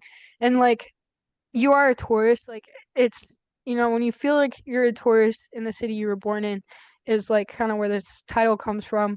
Like and especially like me being like in my hometown, and just like over time like growing up, sometimes you may feel like you don't fit in, but Mhm. also you don't really feel like you belong in the place that you are at the same time, and you look at things differently, you look at your surroundings differently over Mhm. time, and like the people around you, like your views change. And it's important to acknowledge that that happens, because that's part of again, one of my favorite phrases, the human experience. And I think that's like very universal. But that can, and like when I mentioned that that one is ageless, that can happen at any time in your life, really. Mhm. But yeah, so my next one of my favorite bands, "You Only Live Once" by The Strokes. I Mhm. love the guitar part. It's another certified toe tapper. It's very upbeat, and it always makes me groove a little bit. I always have a better day when I listen Mhm. to The Strokes, honestly. But it talks a lot about how everyone's life experience is different, I think. Mhm. And my note for this one is, in moving past conflict, because what's the damn point Mhm. of just like keeping conflict in your mind and like arguing with people? Like I've started to like stress like a lot in my life and like in my relationships with people, and like communicating that if you have a conflict, rather than ignoring it and like, you know, just keeping things like both parties like negative attitude, instead of that, why don't you just work through it? Because if you sit with this conflict, you're not going to be happy, and Hmm. you're not going anywhere, and you kind of just need to like I said, what's the damn point Hmm. in just in any of that? So I really like that part of the song, and it's kind of just about how like you overthink everything, just live your life. Just live your life. But there's also like a love aspect to this because there's always a love aspect in your life in some way, shape, or Yeah. form. And it's about how like in a partnership, the other person can struggle sometimes. And it's about like waiting for the person you love to figure their shit out. Hmm. Because sometimes like especially like in relationships where someone has like a mental illness, watching that can be hard, and you know that person can be stuck and you just have to watch it sometimes, and sometimes you just have to realize like, hey, you need to work on that yourself, brother. And it's kind of just like having the patience to do Hmm. that, because sometimes that can be really hard, and like that's something that has been an issue in my relationships in the past, and that's been an issue in like a lot of like my friends' relationships also. So I think that's like a really important message. And plus, Hmm. like the title, "You Only Live Once." So live your life because it Hmm. is the only one that you are gonna have, you know, Hmm. and you need to make the best of it. Yeah. So that's the end of my section. Well, that actually ties very nicely into my next song, which is called "What Are You Waiting For" by Nickelback. But Oh it, no. yeah, No. I know. I don't know, but I know. It's the only one I'm gonna judge you for. That's fine. That's fine. I totally deserve it. So I used to do this thing where I would, so maybe I've told you this story before at one point or another, but my buddy Sean and I were reading this book. It's called If, so it's if questions pretty much. And one of the questions was, if you had 10 minutes to live, what would you do? So naturally, this one kind of like stumped us. We were like, I don't know, what would I do if I had 10 minutes to live? That's weird. So it took us about like an hour for us to put together our list of like, hey, this is what I like, here's all the things that I'd want to do in 10 minutes. And this is where this is how I'd achieve this. Not knowing for like understanding full well for the both of us, like, hey, we if we really had 10 minutes to live, we would have been dead 50 minutes ago. So that kind of gave us like a moment of pause where we were like, ugh, this sucks. What are we gonna do with this new knowledge, even though it's not new? Like, hey, you never know what's gonna happen, so what are we waiting for? So we came up with this thing where we called it like, hey, I'm gonna tell you you have 10 minutes to live, and then you're gonna go do something that you possibly didn't think that you were ever going to do, and just have the courage to actually go do it. So I called him up one day and I said, dude, you have 10 minutes to live, go. So what did he do? He went and punched someone in the face. It's like, great. Thanks, buddy, for that. Not exactly what I had in mind, but he was like, I never would have had the guts to do it, but thanks for that. But he called me up one day. He said, you have 10 minutes to live, go. And I got the courage to ask the girl next door out. Like, cool. Okay. So we would do this periodically for one another, but it was the summer of 2007, when you were 5 years old and all that shit, which really bums me out, but it's all good. I was in college and I was working for this summer job for like leadership development for high school kids. And one of the things that we talked about was leadership and how when you're a leader, your core things that make you a leader, it's not necessarily based on a title, it's based on your core values, your your words and or something like that, and but your actions matter a lot. So I would pose this question to these kids and or students rather, I shouldn't call them kids, and say, hey, what are some things you want to do before the end of your life? What if you had 6 months to live? What if you had 1 month to live? What if you had 1 week to live? What if you had 10 minutes to live? And the 10 minutes to live one always stumped people because they would always be like, oh, I'd apologize to this person that I've been holding on to all of this anger for all this time. I'd call my mom and I'd tell her that I'd love her. You get things like that because you only got 10 minutes. You don't have a lot of time. But then I'd flash the words on the screen. What are you waiting for? Like, you don't need 10 minutes to live to do some of this stuff. You could just go out and do some of this Yeah. stuff right now. Yeah. So so I gave them 10 minutes. In reality, yes, I could have picked the two songs that I I played during this because if you add up both the times, it is 10 minutes. But I picked those for other lists. So, and I told myself that I wasn't going to repeat songs. But what this just conveys the whole messaging behind it, even if it is by a band that I know is somehow universally hated. But and yes, I'm I give you full clearance to give me a little bit of shit for this, and that's fine. But They're cringe the sometimes. That's so, it. It's so, just cringe times. sometimes, really, you don't have to say sometimes to make me feel better. It's fine. I get it. So, but yeah, the the whole concept of what are you waiting for, like, kind of goes nicely with the hey, live your life, and kind of just back ends to the well, what are you waiting for to live your life? Yeah. My next one, I like wanted to come up with a couple songs. My original list had like a bunch of songs where it represented like me, like my desire to like be there for other people, because I know that's very important to me as an individual. And the one that I settled on was it's called Brother by Need to Breathe and Gavin DeGraw. Yeah, it's just one of like I didn't want to pick one that were on the nose, like Lean on Me or there's a couple other ones like there's one by Bruno Mars, like You Could Count on Me, all that stuff. But Hmm. this one, I like this because it's got a powerhouse vocal performance. It's a little bit more on the subtle side with acoustic guitar, which hey, give me an acoustic remix to anything, and I will listen to it. Hell But yeah. this one, yeah, just conveys that I I do like being there for people.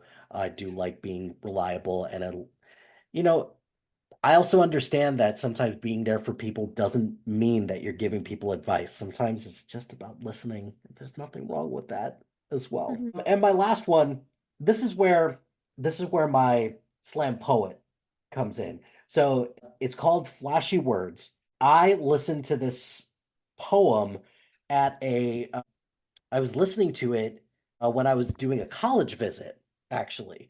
And they were talking about this in the sociology class about the impact of words.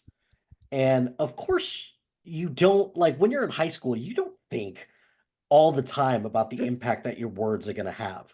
Yeah. Shit, even as an adult, sometimes you don't think about the impact that your words are going to have.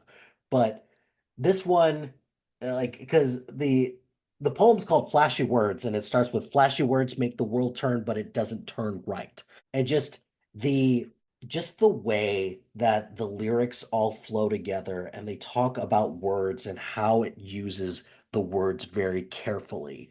Like some of the things that they said, it's like there's no satisfaction in knowing that your life could be one of the saddest fictions ever written. So take your not so satisfactory life back to the satisfactory to be reconfigured to live right. It's like, ooh, ooh, Ooh. ooh. Ooh. There's there's a lot of stuff like that. Like I also appreciate anytime that anytime that like that God is referred to as a female as well. I Hmm. I, I love that Me because too. Me it's too. like look, I'm not the most religious person on the face of the planet, but anybody Hmm. who thinks out there that God is exclusively is a man, it's like, dude, patriarchy. Really? Seriously? So, Boo. but yeah, this it's one of those where I I have this on like my YouTube like favorite anything because it's like, hey, sometimes I need to hear this just to, get me pumped up for the day. But also I found it on Spotify and I'm like, fuck yeah, and I added Hell it to yeah. this. So yeah, that is my last one Uh, for this group. Oh, I love slam poetry. Any Hmm. kind of poetry. It's just a song basically in a different form Hmm. without like the instrumental sometimes. Yep. Sometimes you got an instrumental, but like poetry is a very like it hits hard. Like Hmm. everyone thinks poetry hits hard. So if you're out there listening and you don't like poetry, you should reconsider. See, anybody who doesn't like poetry just has not found the poet for them yet. That's it. Oh yeah, That's exactly. that's Exactly. that my daughter used to say something like that when or like when she started at daycare and she would be talking about somebody and be like, "Oh, is that your friend?" It's like, "Nope, we're not friends yet, but we will be soon." Like, I love yeah, that. I love the yeah, optimism. yeah, I love it. that's kids for you in a nutshell. So, all right, give me. So you've got a choice here because I Hmm. believe we're down to. Oh no, never mind. I have You should 6 have left. 6 left. Okay. Yes. Yeah. I do have a repeat artist in this set, so apologize. Oh, the world's gonna end. But my first one is called Never Enough by Rex Orange County, which is phenomenal. He's a phenomenal artist. His name is Alex. But this is from one of his earlier albums, Apricot Princess, which is also very good. It's got a very gritty instrumental to, as I put it, convey no fucks given. Mm, And I think that's very important. It's a very mhm, important thing to it's a good mindset to have in your life. Like, don't give mhm, a fuck, mhm. because what's the point? Um, And it talks a lot about like different aspects of your life because it's kind of just like this is like an ageless song, I would say also because it's something like a reminder we need to like have a lot in our life. That it's called Never Enough. Like it's about thinking you're not enough, and like it's okay to not be okay, but mhm, also like take time for yourself, you know? mhm, mhm, And it talks a lot about like, or it talks a little bit about how family relationships can be difficult, and you just need to get out and prove them wrong. Like, hey, like sometimes you feel like you're never enough for your family. Like there's mhm, family pressure, but you just need to say, hey, fuck you, I can do this mhm, and do it. And it talks a little bit about how it talks a little bit about loss and how loss in like any way, shape, or form happens. And it can mhm, be hard to move on from, but it's necessary to do mhm, it at the end of the day because loss and like the negative feelings and emotions that come with that carry you down. They will weigh you down. And you need to kind of move past that. And that's, I think, like the instrumental part really sells like all of these like ideas. It's a very screamy song too. It's another scratch your brain song. I believe this is another one that I pulled off of songs that would save me from Vecna mhm, or in like similar adjacent playlists. So I really like that one. And also kind of like talks about how you can rely on people when you need help.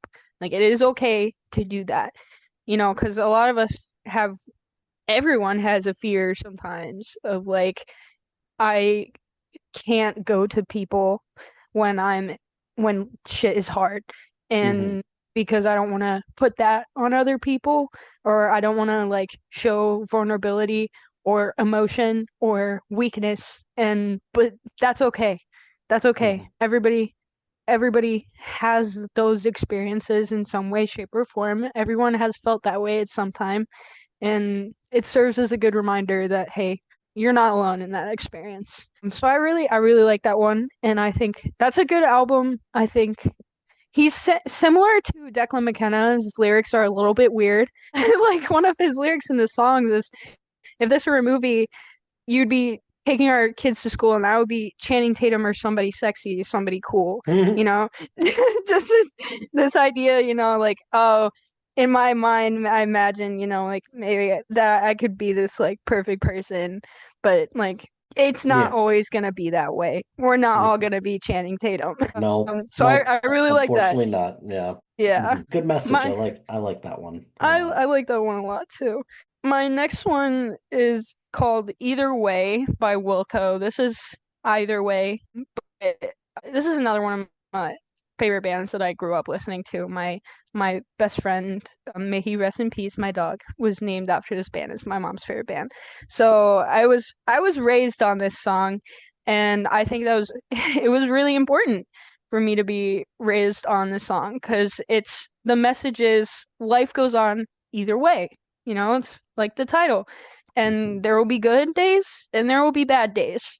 And I think that's one of the things that like makes this like an ageless song, but it is more since the artists are older, like it has more of a mature tone to it, which is why I put it so late in the playlist. And because it talks about also more like old relationships, like long-term relationships and kind of like those that have ended, but you've moved past it and are Mhm. clinging on at the same time. Because I think we all have that, at the end of the day, especially like getting out of a long-term relationship and, moving on to be with someone else, maybe like still, we all in some way in the back of our minds have some tie to that Mhm. relationship. And, it's important to acknowledge that. That's just human, especially like if you love someone, like sometimes you're just never gonna stop loving that person. And especially if like a relationship has ended just because, life just wasn't working out or it just wasn't the right time. That's kind of the time when you need that like reminder.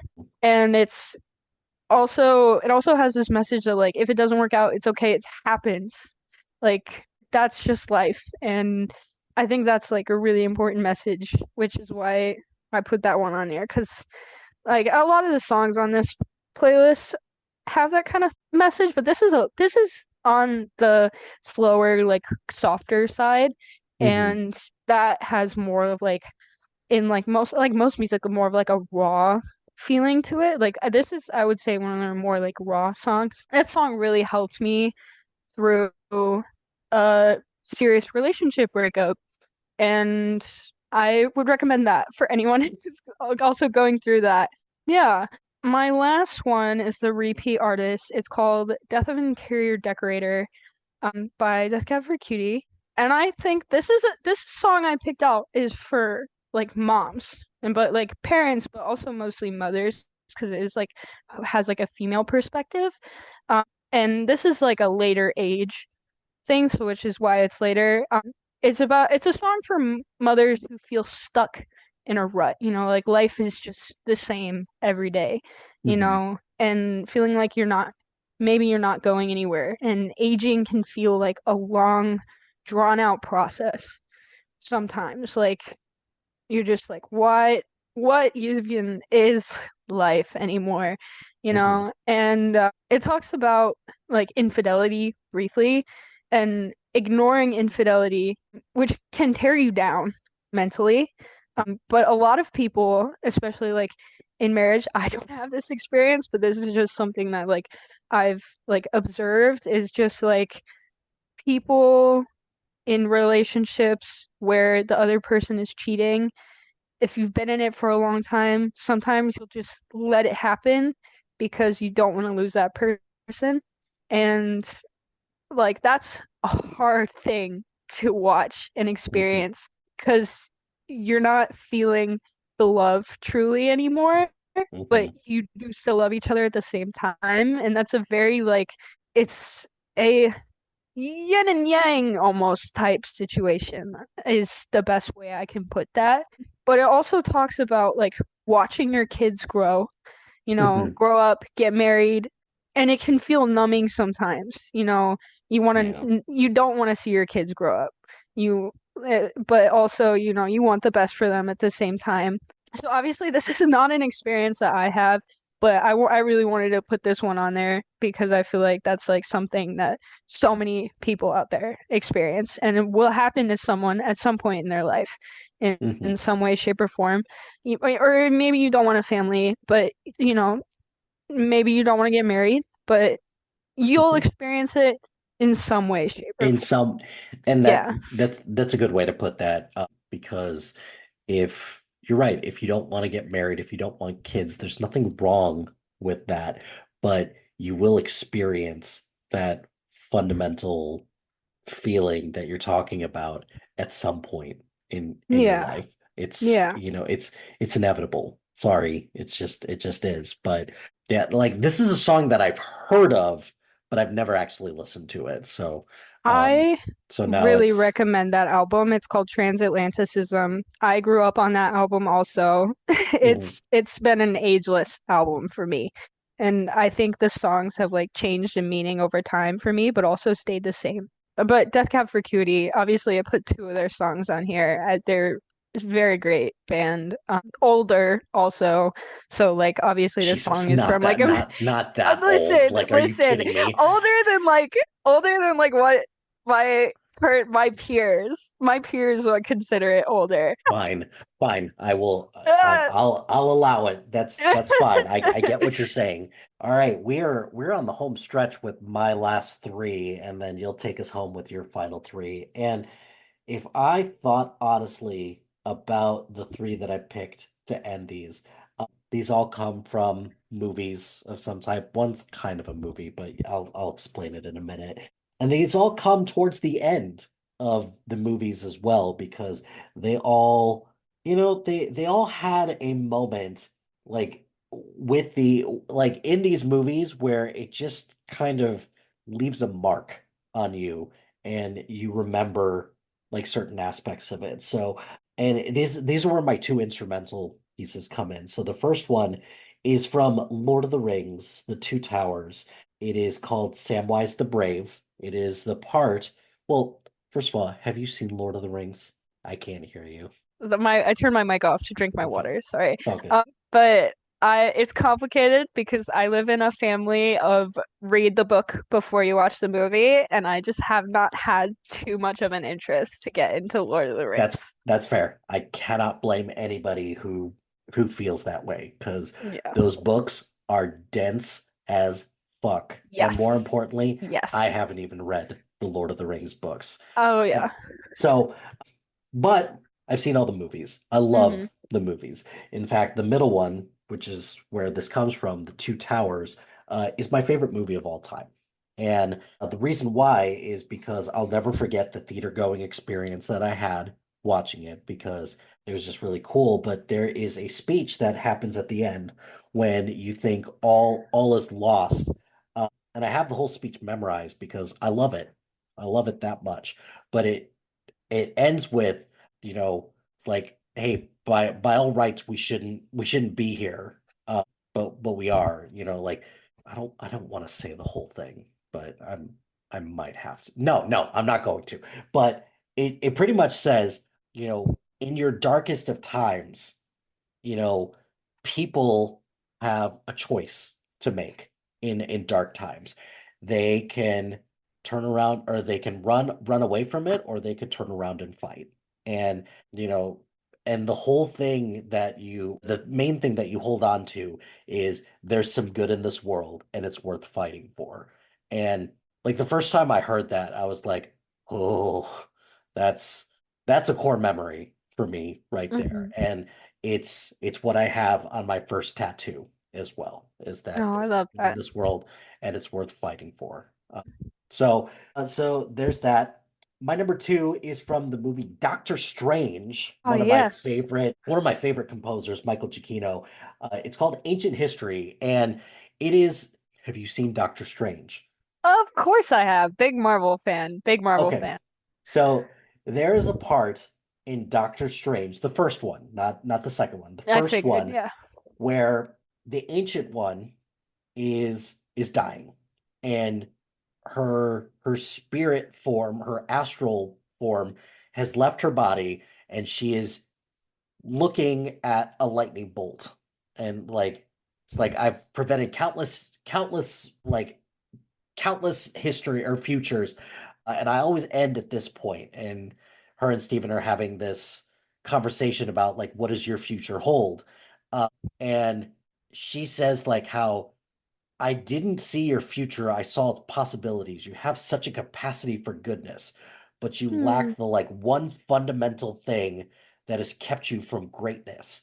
And he thinks it's because, you know, he thinks it's because he's afraid. But the Ancient One says the one thing that you're missing from all of this, from preventing you from being great, is the notion it's not about you. It's never about you. Yeah. And that's kind of the thing that gets him to like turn around and be like, oh yeah. So, Yeah. and like that line and the way that it's delivered is the reason why Doctor Strange is like one of my favorite all-time Marvel movies because, just that whole thing about it's not about you. And I get it. A lot of the heroes in the Marvel Cinematic Universe have had to have that similar Yeah. that similar conversation or that similar realization. But this was spelled out in a way that's like, oh, yeah, that's It's a good. very real spelling it out. Hmm. Yeah. Because especially like Iron Man and Thor, I would say that's like they're now we got into Marvel, but that's Yeah. also like, they have to like get over their egos, you Yep. know. And Yeah. and Tony, or not Tony, Steven had to get over his ego as well. And Yeah. Iron Man had I think Iron Man had like one of the harder come to Jesus moments where like that guy who helped him out in the cave, says like don't waste your life. And then Thor just figures it out, I guess. Yeah. But In the first movie, what? and then but Doctor Strange, he's talented. He's lost the only thing that he's been like truly talented at, and now he's learning this new thing, and it's just, yeah, if he's going to serve, he's got to realize it's not about him. So Yeah, exactly. my last song, I thought like finding out which or like figuring out which song I was going to end this with, I really struggled with this Hmm. because what is something that I could like put a cap on this, like to convey a message that I want to convey, but also have it be like a powerhouse song. And I think I eventually came to the conclusion I can't have I like it doesn't have to be a powerhouse song as long as it has a powerhouse message. And then I continue to think, well, what do I know out there that has like a powerhouse message at the end of like a soundtrack? I'm like, God, that's a lot of songs. Or Yeah. that's like a lot of movies. And then I was like, well, it doesn't always have to be a movie. It could also be like a play. And then I just went down this Broadway like rabbit hole of like what are some of like the best songs to end like Broadway songs, in my opinion, obviously, because me, I'm Broadway, yeah, I'm clearly a aficionado of all things Broadway. But the the the last play or a recent play that I saw, because everybody's seen it, the way Hamilton ends is not exactly how I thought it was going to end. Not hmm so much because I didn't know that Hamilton was going to die, because if you know anything about history, you do know that he dies. He never becomes president. He never, you know, Yeah. Yeah. and for all the faults of the show about like not addressing things like slavery and all that stuff, yeah, like I do understand that. But the last song is not exactly what you expect because it is so incredibly solemn and just not like your typical Broadway like showstopper that you would expect from something like this. But it just when the last song you have just starts with, let me tell you what I wish I'd known when I was young and dreamed of glory. You have no control who lives, who dies, who tells your story. I was like, yeah, that's true, isn't it? Yeah. So, so if you cannot control who tells your story, what's left for there for you? What is left for you to do? The only thing that's left is for you just to make the most of the time that you have left. That's it.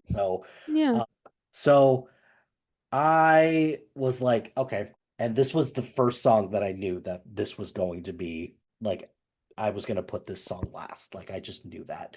So yeah, that's my list.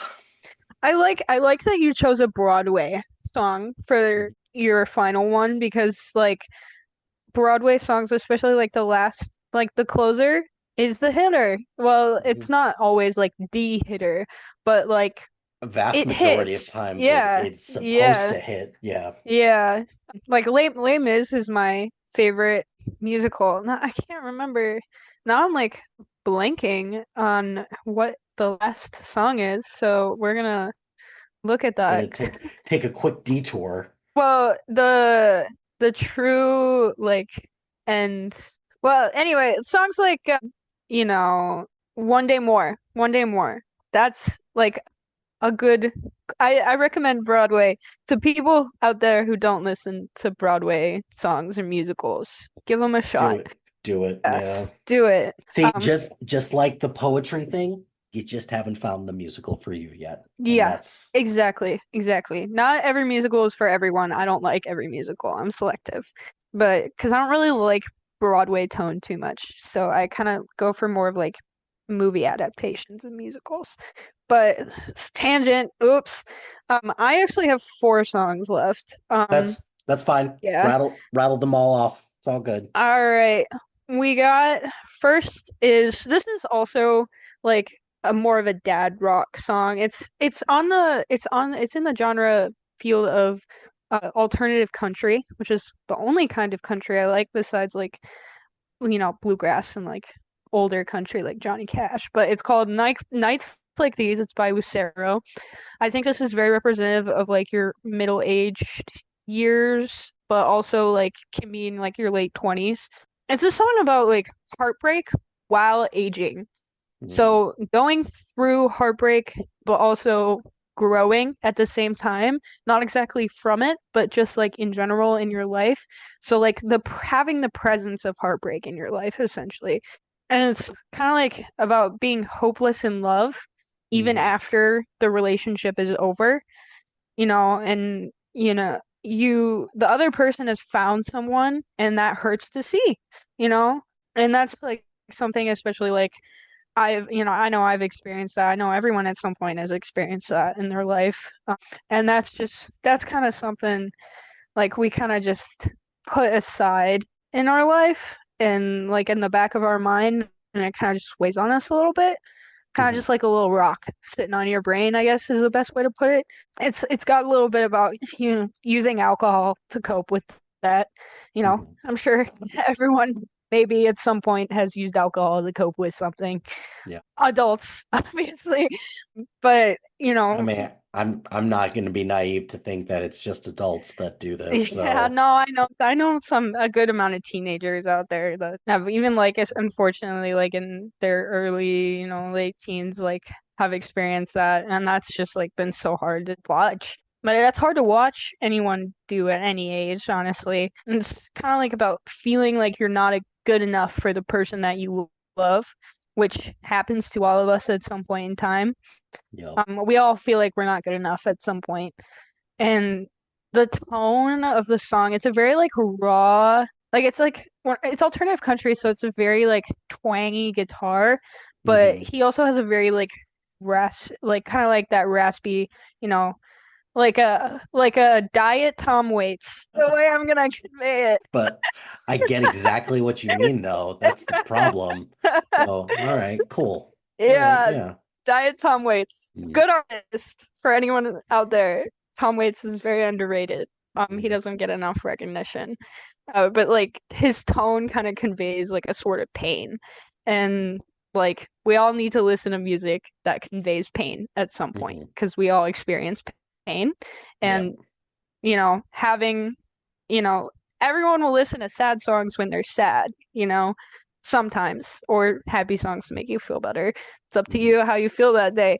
But, you kind of just need to listen to songs that make you feel the same way, I guess, to feel like, yo, I'm not alone in this. yep. So that's why I chose that one. My next one is Carry That Weight by the Beatles. Mm. Huge, huge Beatles fan.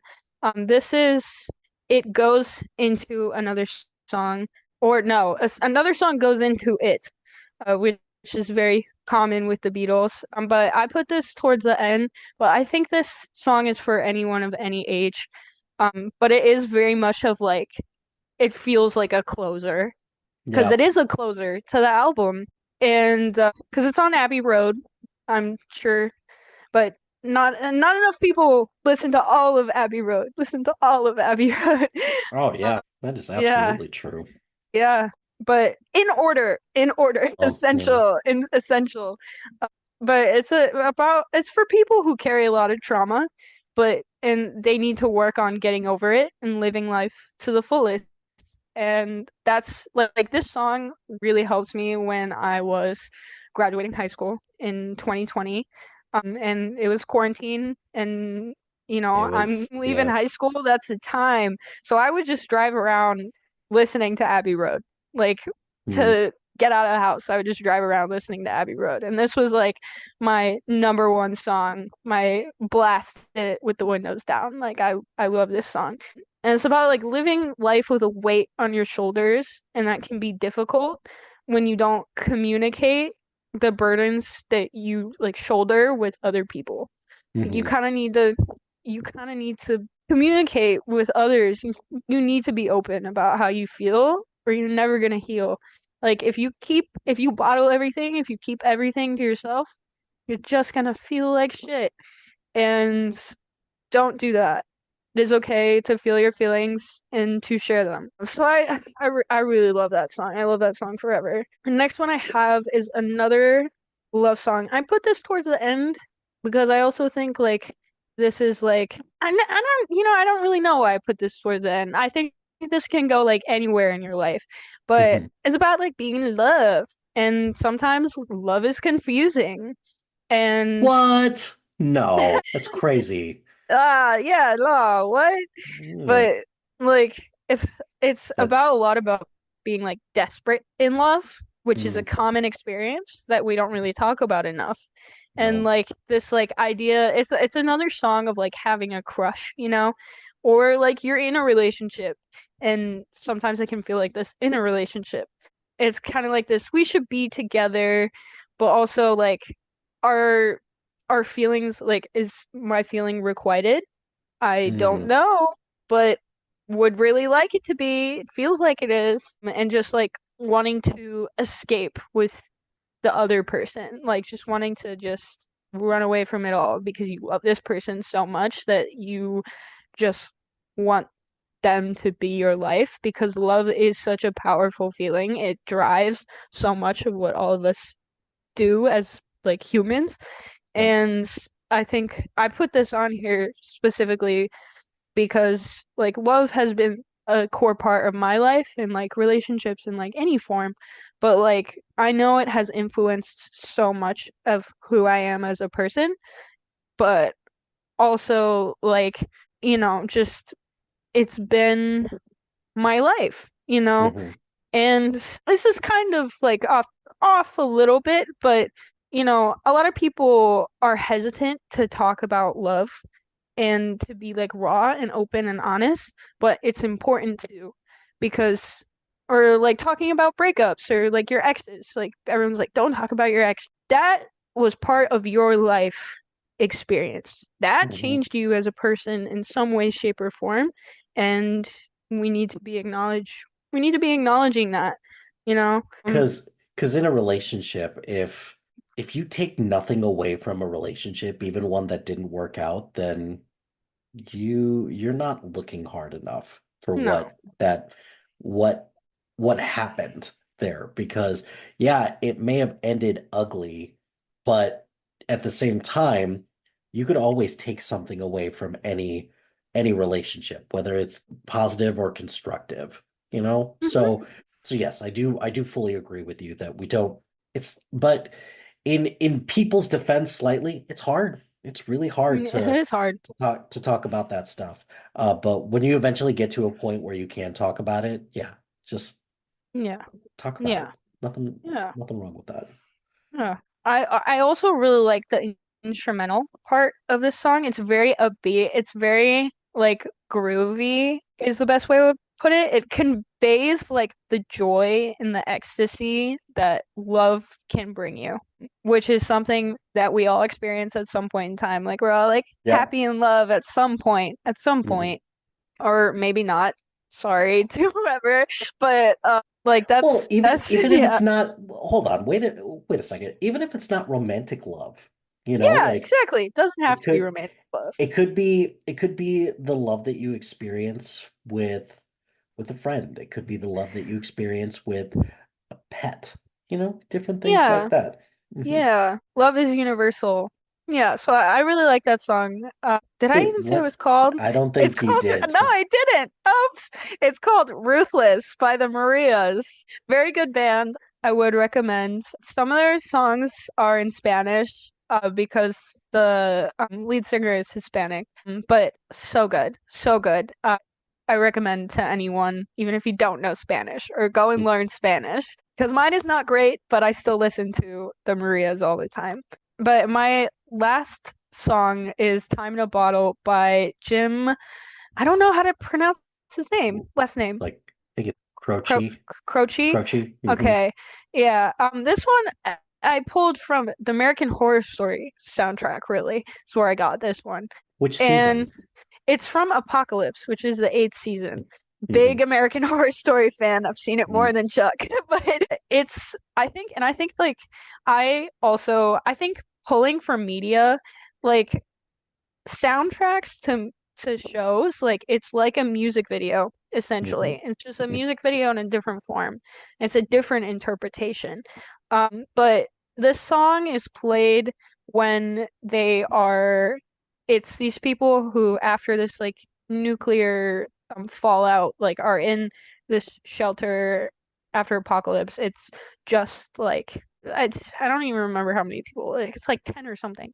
And they have to just live, and it's run by what is called this collective, where every day before dinner they have like a little happy hour in a lounge, and the Hmm. same song plays every day.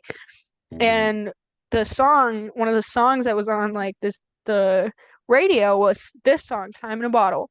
And this is like the end of the world, and you know that's kind of why I put it as like the closer. Also, Hmm. it's just kind of it's very much like an end of your life type song, I would say. So I picked this one as like my old age song at the same time. And it's about like wanting love to last forever, and living for a person.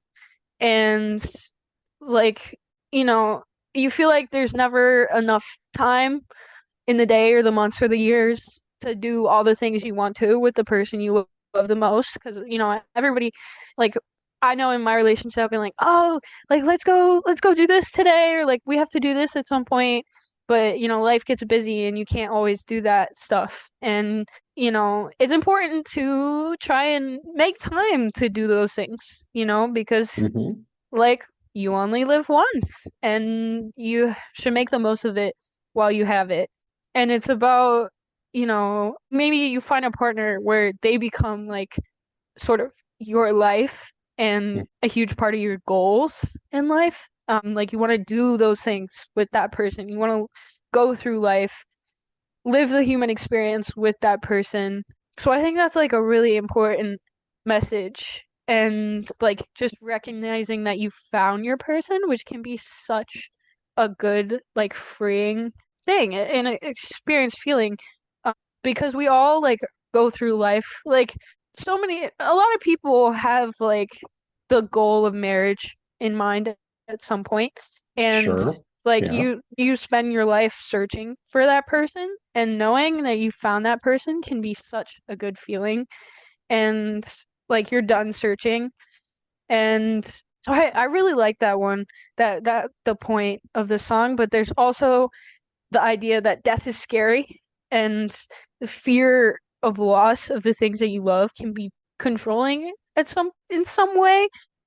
But that doesn't even that doesn't just apply to like romantic relationships, like in family, friends, even like doing the things you love.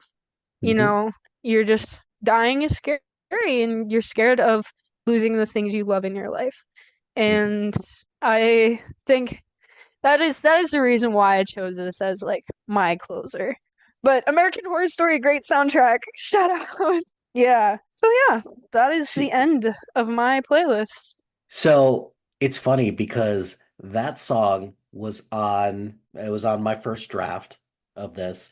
And for me, I always think of X-Men Days of Future Past whenever I see that song. Yes.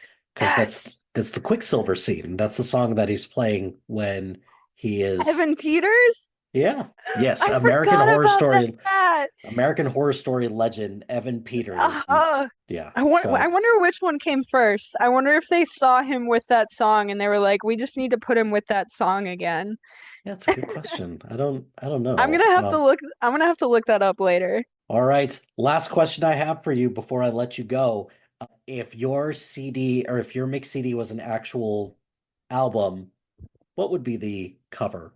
Yeah, so we talked about this beforehand, but my the picture that I chose for my playlist cover, because I'm a big photographer and I put a lot of thought into the covers of my playlist, is a picture of the sunset on my favorite old oak trees in my local park. Because I love a good old oak tree.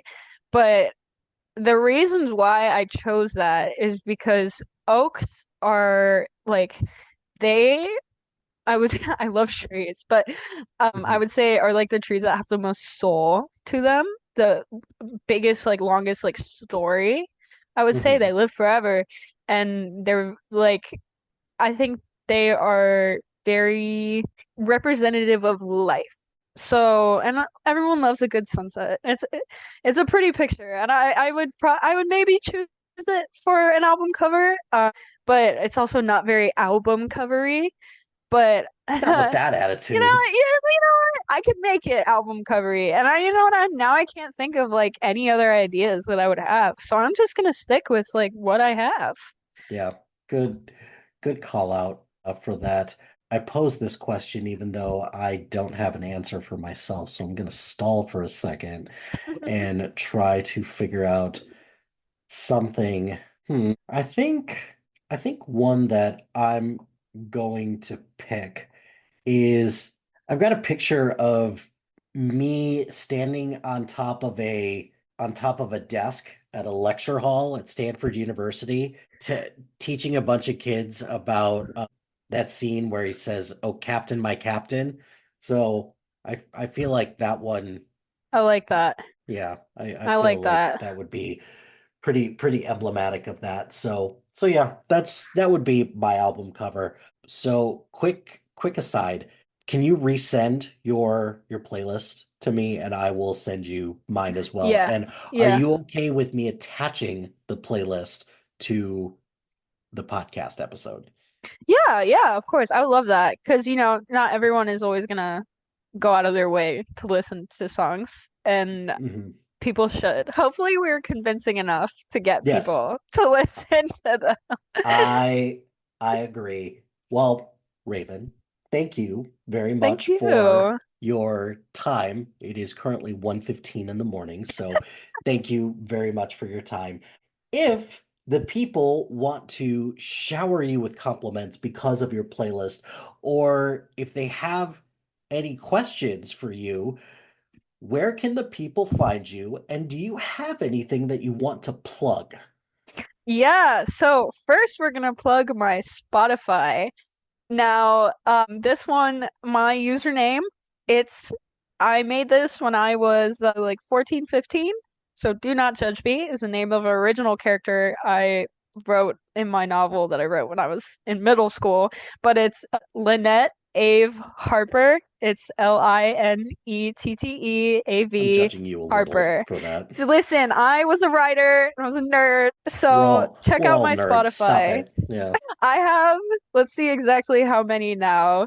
246 public playlists, and I want more clout.